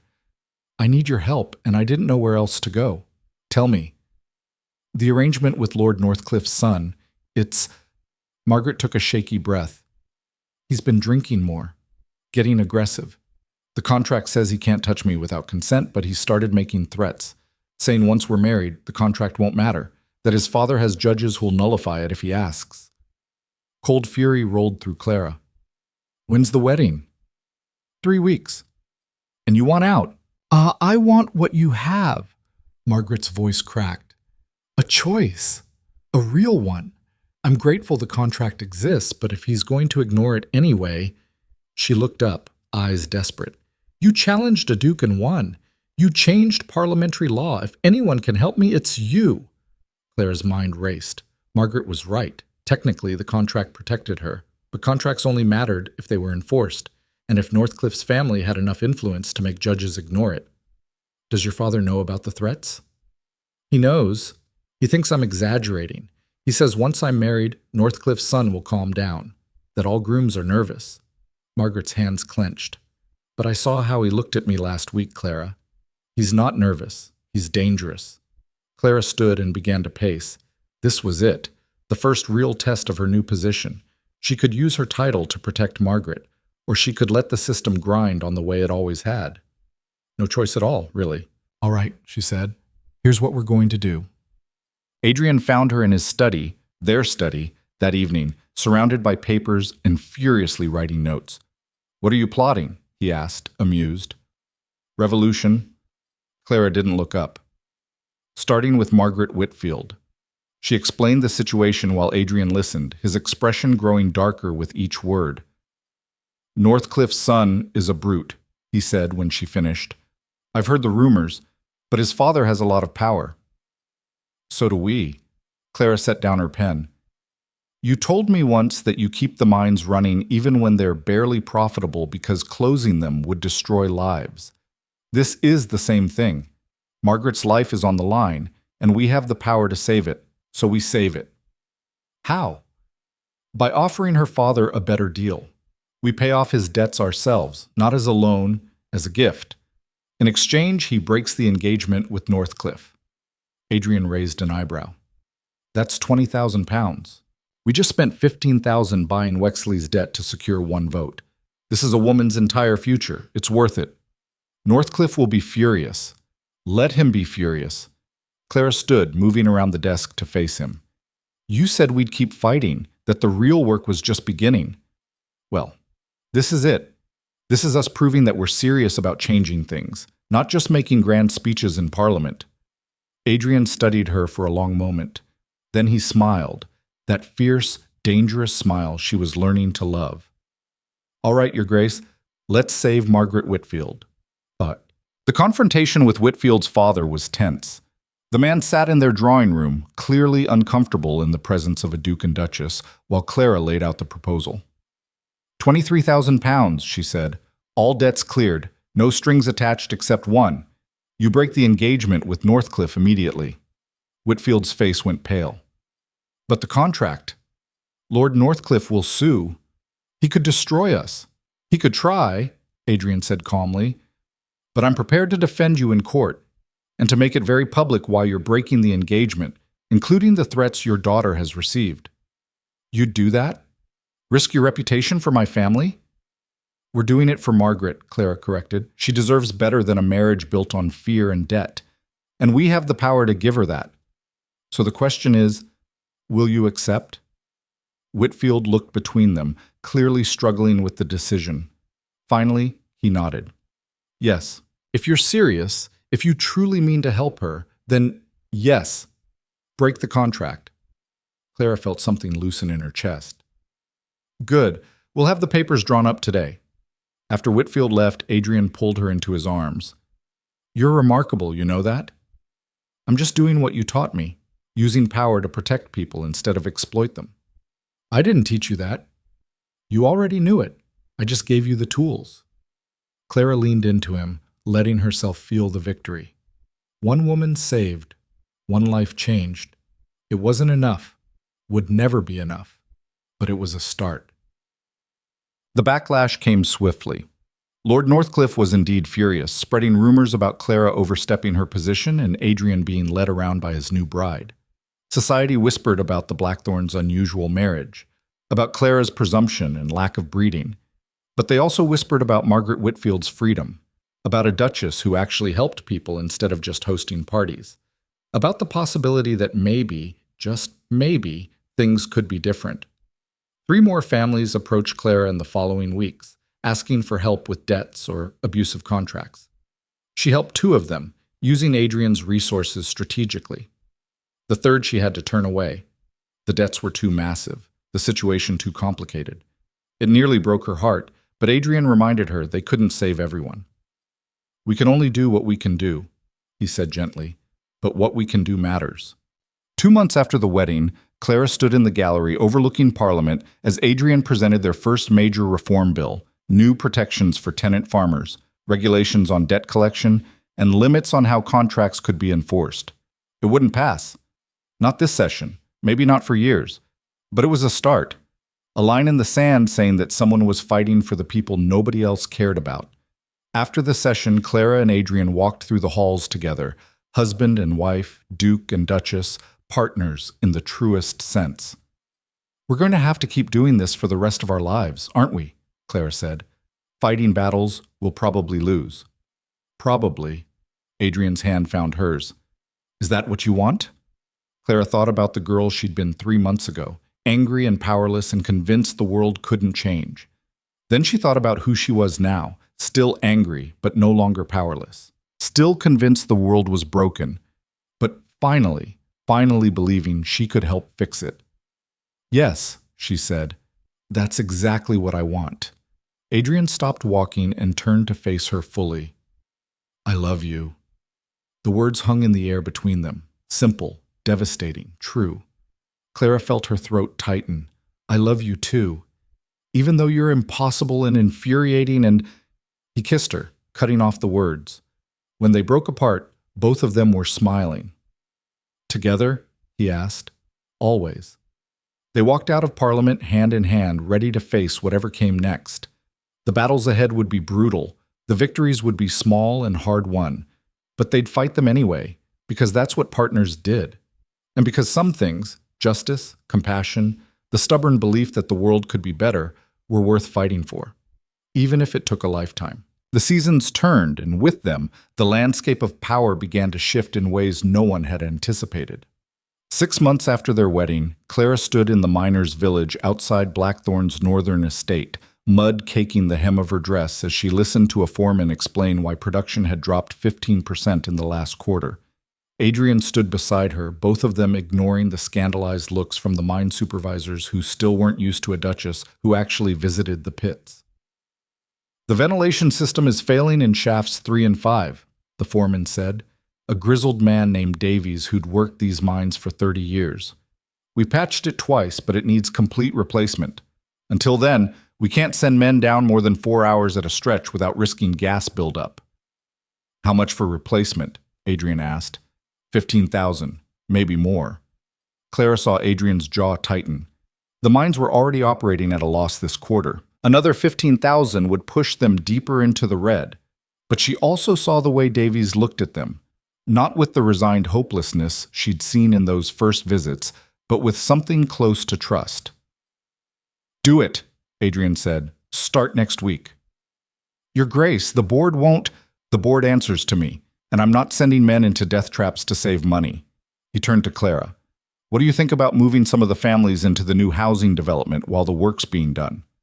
Clara had spent the last 3 months overseeing construction of better worker housing, actual homes with proper foundations and ventilation, not the cramped company shacks that had stood for decades. It was one of her first major projects as Duchess, and she was fiercely protective of it. "We can accommodate about 50 families," she said. "Prioritize those closest to shafts 3 and 5. They'll be displaced longest." Davies looked between them like they were speaking a foreign language. You're giving them the new houses?" "We're moving them temporarily while repairs happen. But yes, those houses are for the workers." Clara met his eyes. That was always the plan. After Davies left, shaking his head in disbelief, Adrian pulled Clara aside. "The board is going to fight us on this. Again. Let them fight. They fought us on the wage increases too, and we won." Clara brushed mud from her skirt. "Besides, we have ammunition now." She was right. Their tenant protection bill hadn't passed Parliament, but the fight had drawn attention. Newspapers had started covering workers' conditions, publishing stories about families trapped in debt by company housing and low wages. Public opinion was slowly, grudgingly turning. Not enough to topple the system, but enough to make boards nervous about being seen as cruel. "You're getting good at this," Adrian observed. "At what? Politics or stubbornness?" "Both." He smiled, but it faded quickly. "We need to talk about Pemberton." Clara's stomach tightened. They'd received word that morning. Pemberton was back. After months of silence following his defeat, he'd emerged with new allies and a new strategy, and this time he was targeting them directly. "He's calling for a formal inquiry into our finances," Adrian continued as they walked back toward the carriage. "Claims we've been using duchy funds illegally to pay off debts and buy votes." "That's ridiculous. Every expense is documented." "I know, but he's got Lord Chancellor Hartwick's ear now, and Hartwick has always hated me." Adrian helped her into the carriage. "An inquiry means opening our books to Parliament. Everything we've done in the last 6 months, Margaret's family, the housing development, the mine improvements, all of it will be scrutinized." Clara felt ice slide down her spine. "They'll twist it, make it look like corruption." "Probably." Adrian climbed in beside her. "But we don't have a choice. If we refuse the inquiry, it looks like we're hiding something. If we cooperate, they'll dig for anything they can use against us." The carriage lurched into motion. Clara stared out at the passing landscape, the mines, the workers' houses, the land that had become as familiar to her as her own heartbeat. They'd worked so hard to build something better here, and Pemberton wanted to tear it all down. "Then we give them something they can't twist," she said suddenly. Adrian looked at her. "What do you mean?" "We go on the offensive. Instead of waiting for them to investigate us, we present our work publicly. Show everyone exactly what we've been doing with duchy funds and why. Make it impossible for Pemberton to spin it as corruption. That's never been done before. Duchy finances are private. So was a duchess testifying before Parliament until I did it." Clara turned to face him fully. "We've been playing defense since Pemberton came back. But what if we stop defending and start attacking? Show the realm exactly how a duchy should operate, transparently, for the benefit of everyone, not just the lord holding the title. Adrian stared at her, and she could practically see his mind working through the implications. It was radical, possibly insane, but so was everything else they'd done. We'd be setting a precedent, he said slowly. Other lords would have to follow suit or risk looking corrupt by comparison. Exactly. Pemberton would lose his mind. Even better, Adrian laughed, the sound surprised and genuine.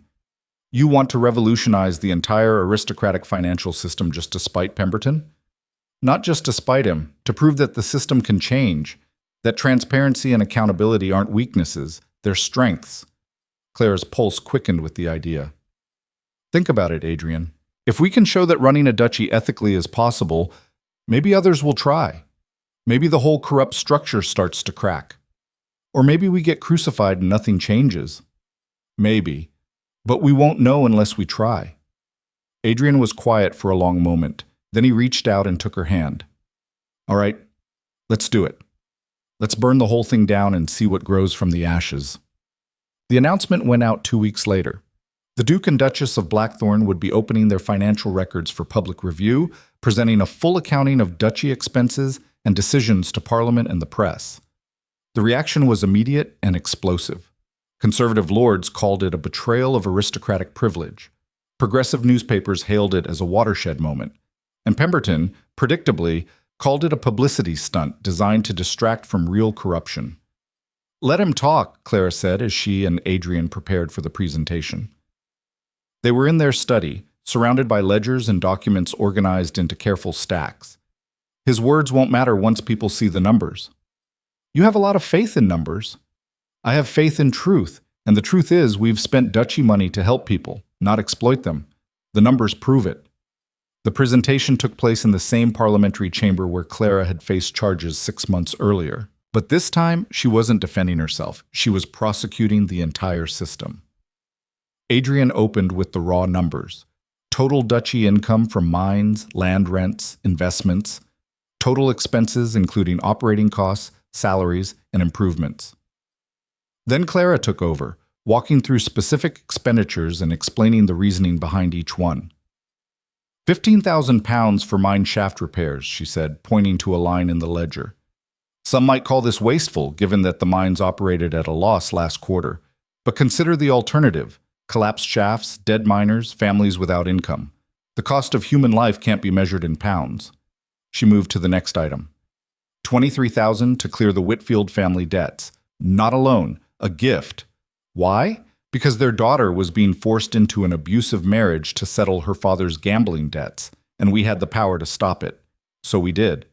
Murmurs rippled through the chamber. Clara pressed on. $40,000 for new worker housing, $30,000 for wage increases, $25,000 for improved safety equipment. She looked up from the ledger, meeting the eyes of the assembled lords. Every expense we've made has been aimed at one goal: using our power to help people instead of controlling them. And yes, it's cost us money, but we can afford it. The question is why more of you don't. The chamber erupted. Some lords shouted approval. Others demanded to know who Clara thought she was, lecturing her betters. Pemberton stood, face purple with rage. This is exactly the kind of dangerous thinking that undermines the entire social order, he bellowed. The Duchess seems to believe that aristocratic wealth should be distributed to anyone who asks for it. I believe, Clara cut him off, her voice sharp as a blade, that aristocratic wealth comes from the labor of miners and farmers and workers who break their backs to make lords like you richer. And that, if we can't use that wealth to improve their lives, we don't deserve to have it. The chamber went silent.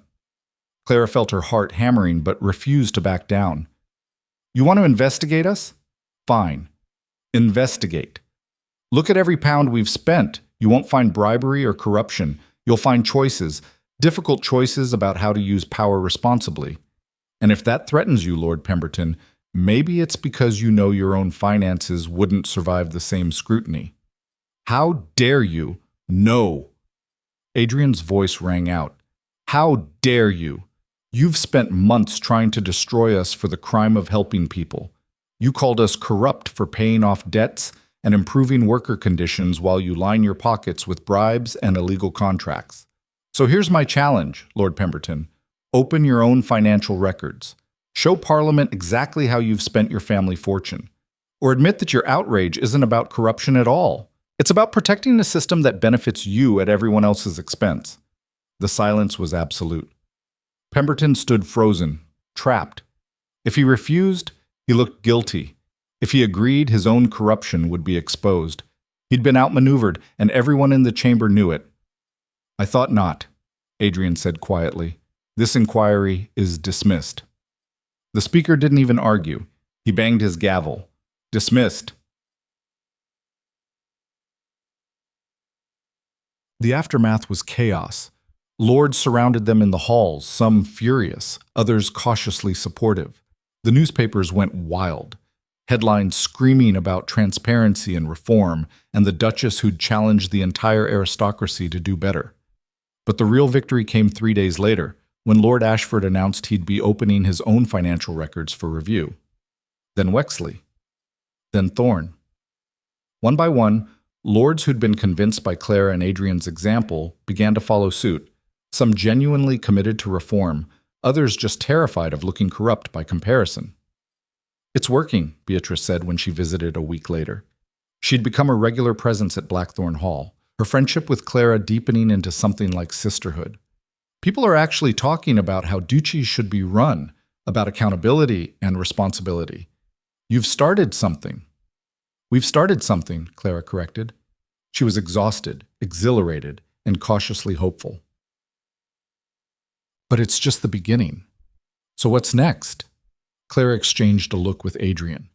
They'd been discussing this for days. What to do with the momentum they'd built, how to push further without overextending. "Next," Adrian said, "we introduce the Workers' Rights Act.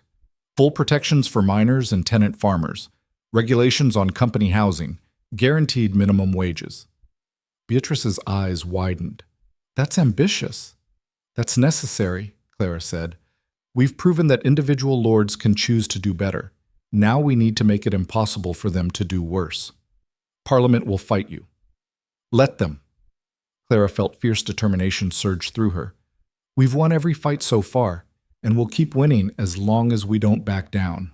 The Workers' Rights Act was introduced in Parliament 2 months later. The debate was vicious. Conservatives railing about government overreach, progressives arguing it didn't go far enough, and Pemberton leading a coalition of lords who saw it as a direct attack on their power, which Clara supposed it was. The vote was scheduled for a Tuesday in late autumn. Clara sat in the gallery watching as lord after lord stood to speak for or against the bill. Some of the speeches made her want to scream, privileged men explaining why workers didn't deserve protection, why the market should decide wages, why regulation would destroy the economy. But others gave her hope. Thorne spoke passionately about the need for change.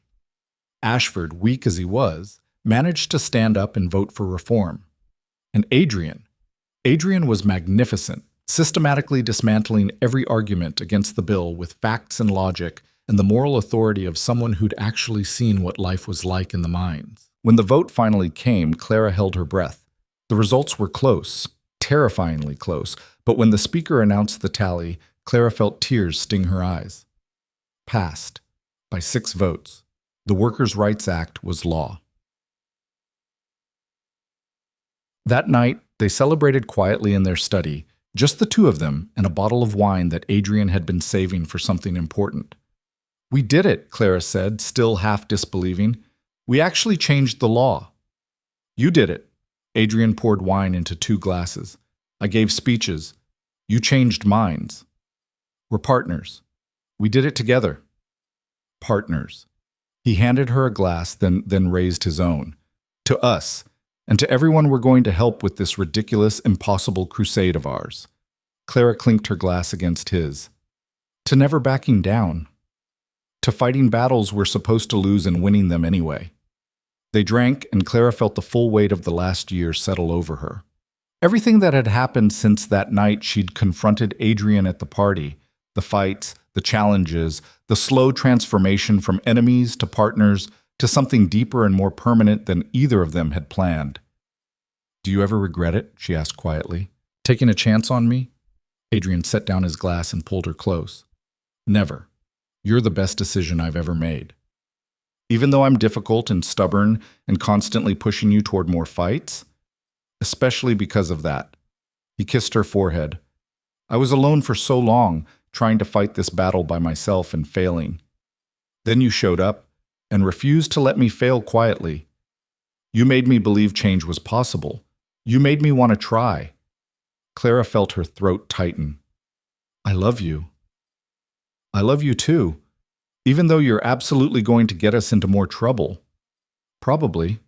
She smiled against his chest.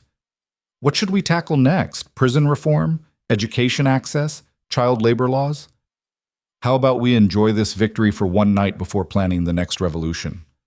Where's the fun in that? Adrian laughed and held her tighter. You're going to be the death of me, Clara Blackthorne. But what a way to go. They stood there in their study, surrounded by the documents and ledgers that represented everything they'd fought for, and Clara felt something close to peace. Not the absence of struggle, that would never end, but the presence of purpose, of partnership, of knowing that whatever came next, they'd face it together. Spring came, and with it, visible changes. The new safety regulations took effect in mines across the north. Families moved into proper housing. Wages increased. It wasn't perfect. Nothing ever would be, but it was better. Measurably, undeniably better. Clara spent her days visiting estates and workers' villages, documenting conditions and pushing for compliance with the new laws. Some lords resisted. She made their resistance public. Some tried to bribe inspectors. She had the inspectors replaced. Slowly, painfully, the system began to bend. Adrian focused on Parliament, building coalitions and drafting new legislation. Together they made an unstoppable team, his political savvy and her moral clarity, his title and her fearlessness, his patience and her fire. They fought, constantly, about strategy, about priorities, about how hard to push and when to compromise. But they always fought as partners, and they always came back to the same foundation, the belief that power should protect people, not exploit them. Margaret Whitfield visited one afternoon, looking healthier and happier than Clara had ever seen her. She'd used her freedom to enroll in university, a scandal in itself, and was studying law. I want to help, she explained over tea, the way you helped me. There are so many women trapped in bad situations, and I want to give them the same choice you gave me. Clara felt pride swell in her chest. Then we'll help you, whatever you need. Just your example is enough. Margaret's smile was genuine. You showed me that fighting back was possible, that one person standing up could actually change things. I want to be that person for someone else. After she left, Adrian found Clara in the garden, staring out at the grounds with a thoughtful expression. Thinking about something profound? He asked. Thinking about how many Margarets there are out there. How many people trapped by the system, waiting for someone to show them there's another way.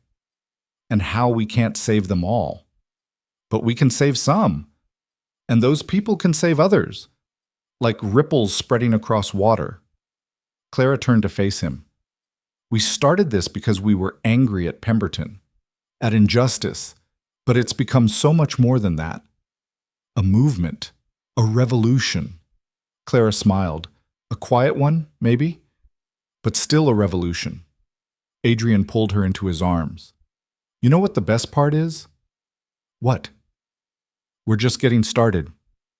5 years later, Clara stood on the same terrace where she'd first fled from that disastrous party, watching the sun set over grounds that looked nothing like they had back then. The old marble balustrade had been replaced with something sturdier. The gardens had been opened to the public on weekends, and in the distance she could see the workers' village, now a proper town with schools and a medical clinic and houses that didn't leak when it rained. Adrian joined her, carrying their daughter on his hip. Eleanor was 3 years old, with Clara's dark hair and Adrian's sharp eyes, and an absolute refusal to sit still that suggested she'd inherited the worst traits from both parents. "Mama, down!" Eleanor demanded. Clara took her, setting her on the ground to run in circles around them. "She's going to be trouble." Like her mother, Adrian's voice was warm with affection. Like both her parents. Clara watched their daughter chase a butterfly across the terrace. Do you think she'll understand someday what we were trying to build?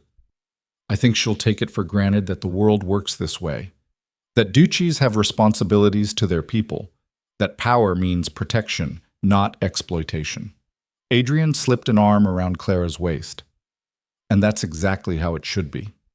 Clara leaned into him, feeling the solid warmth of his presence. They'd faced so much opposition over the years, lords who resented their reforms, traditionalists who saw them as dangerous radicals, even allies who thought they'd gone too far. But they'd persisted, and slowly, grudgingly, the world had changed. Not completely, not perfectly, but enough. The Workers' Rights Act had been expanded twice. Child labor was now illegal in most industries. Tenant protections had been strengthened. 3 more lords had opened their financial records voluntarily. And while the aristocracy still held too much power and the system still favored the wealthy, cracks had appeared in the foundation, cracks that would eventually bring the whole corrupt structure down. "Mama, Papa, look!" Eleanor had caught the butterfly, cupping it gently in her small hands. Clara and Adrian knelt beside her, examining the delicate creature. "Pretty," Eleanor said, eyes wide. "Very pretty," Clara agreed. "Now let it go, sweetheart. It needs to fly." Eleanor opened her hands, and the butterfly soared away into the fading light. Clara felt Adrian's hand find hers as they watched their daughter chase after it, laughing and fearless. This was what they'd fought for, not just laws and reforms, but a future where children like Eleanor could grow up in a world that was kinder, fairer, more just. It wasn't the world they'd inherited, but it was the world they were building, one difficult decision at a time. "No regrets?" Adrian asked quietly. Clara thought about the girl she'd been that night at the party. Angry, powerless, convinced she couldn't make a difference. Then she thought about who she'd become: a duchess, a reformer, a woman who'd learned that power didn't corrupt if you refused to let it. She thought about Margaret, now a lawyer fighting for women's rights, about the miners whose children could attend school instead of working underground, about the families living in real homes instead of company shacks, about all the small victories that added up to something approaching justice. And she thought about Adrian, her partner, her match, the man who'd challenged her to be better and then stood beside her while she tried. "No regrets," she said firmly. "Not one." Eleanor ran back to them, breathless and beaming. Adrian scooped her up, and Clara wrapped her arms around both of them, holding tight to this moment, this family, this impossible, beautiful life they'd fought so hard to build. In the distance, church bells rang out across the valley. Workers were heading home from the mines earlier than they used to, with safer conditions and fair wages. Families were gathering for dinner in houses they actually owned. Children were playing in streets that belonged to them, not to some distant lord who saw them as expendable. It wasn't perfect, but it was better. And tomorrow, Clara and Adrian would keep fighting to make it better still, because that's what they did, what they'd always done, from the moment Clara had stood in that smoky room and called a duke a tyrant to his face. They fought, they challenged, they refused to accept that the world had to be cruel. And sometimes, just sometimes, they won. Eleanor wiggled free and grabbed both their hands, pulling them toward the house. "Come on, story time!" Clara and Adrian followed their daughter inside, leaving the terrace and the sunset behind. But the light remained, warm and golden, casting long shadows across grounds that had been transformed by 5 years of stubborn, reckless hope. Inside, they settled in the library, the same room where Adrian had first shown Clara the maps and ledgers and asked if she could see a solution he'd missed, where they'd planned campaigns and drafted reforms and fallen in love between arguments about strategy and philosophy. Eleanor climbed onto Clara's lap while Adrian pulled out a book. But before he could start reading, their daughter looked up with those sharp, curious eyes. "Tell me a story," she demanded. "About when you and Mama were brave." Adrian and Clara exchanged a smile. "All right," Clara said, brushing hair from Eleanor's face. "Once upon a time, there was a girl who refused to stay silent." She told the story simply, leaving out the worst parts but keeping the essential truth, that one person standing up could change things. that courage mattered, that the world could be better if you were willing to fight for it. Eleanor listened with rapt attention, asking questions and demanding details. And when the story finished with a wedding and a partnership and a promise to keep fighting, she clapped her hands. Again. Tomorrow, Adrian promised. Right now, it's bedtime. They tucked Eleanor in together, then retreated to their own room. Clara stood at the window, looking out at the estate spread below, her home, her responsibility, her battlefield. "What are you thinking?" Adrian asked, coming up behind her. "That we've done something that matters. Not just the laws or the reforms, but showing people that change is possible. That they don't have to accept cruelty as inevitable. And I'm thinking about what comes next, about the fights we haven't won yet, about all the work still ahead." Clara turned to face him. "About how lucky I am to have you beside me for all of it." Adrian kissed her, slow and sweet. "The luck is all mine. I was fighting alone for years and getting nowhere. You showed up and made me believe we could actually win." "We did win." "We're winning," he corrected. "The fight never really ends, but at least now we're winning." Clara pulled him closer, feeling the solid warmth of him, the steady presence that had become as essential to her as breathing. "Then let's keep winning, for Eleanor, for everyone who comes after her, for the world we're building together." "Together," Adrian agreed. "Always together." They stood there in the lamplight, Duchess and Duke, partners and equals, holding each other against the night. Outside, the world they'd changed continued turning. Not perfect, never perfect, but better than it had been. Better than most people had believed possible. And in the morning, they'd wake and keep fighting, keep pushing, keep believing that impossible wasn't good enough. Because Clara Whitmore Blackthorne, the girl who'd once defied a duke and changed her fate, had learned the most important lesson of all. That power wasn't about control. It was about choice. The choice to stand up instead of staying silent. The choice to fight instead of accepting defeat. The choice to love fiercely and hope recklessly and believe that one person, one decision, could reshape the world. She'd made that choice 5 years ago in a smoke-filled room, and she'd keep making it every day for the rest of her life. Because some things were worth fighting for. And this impossible, beautiful, still unfinished revolution was all of them.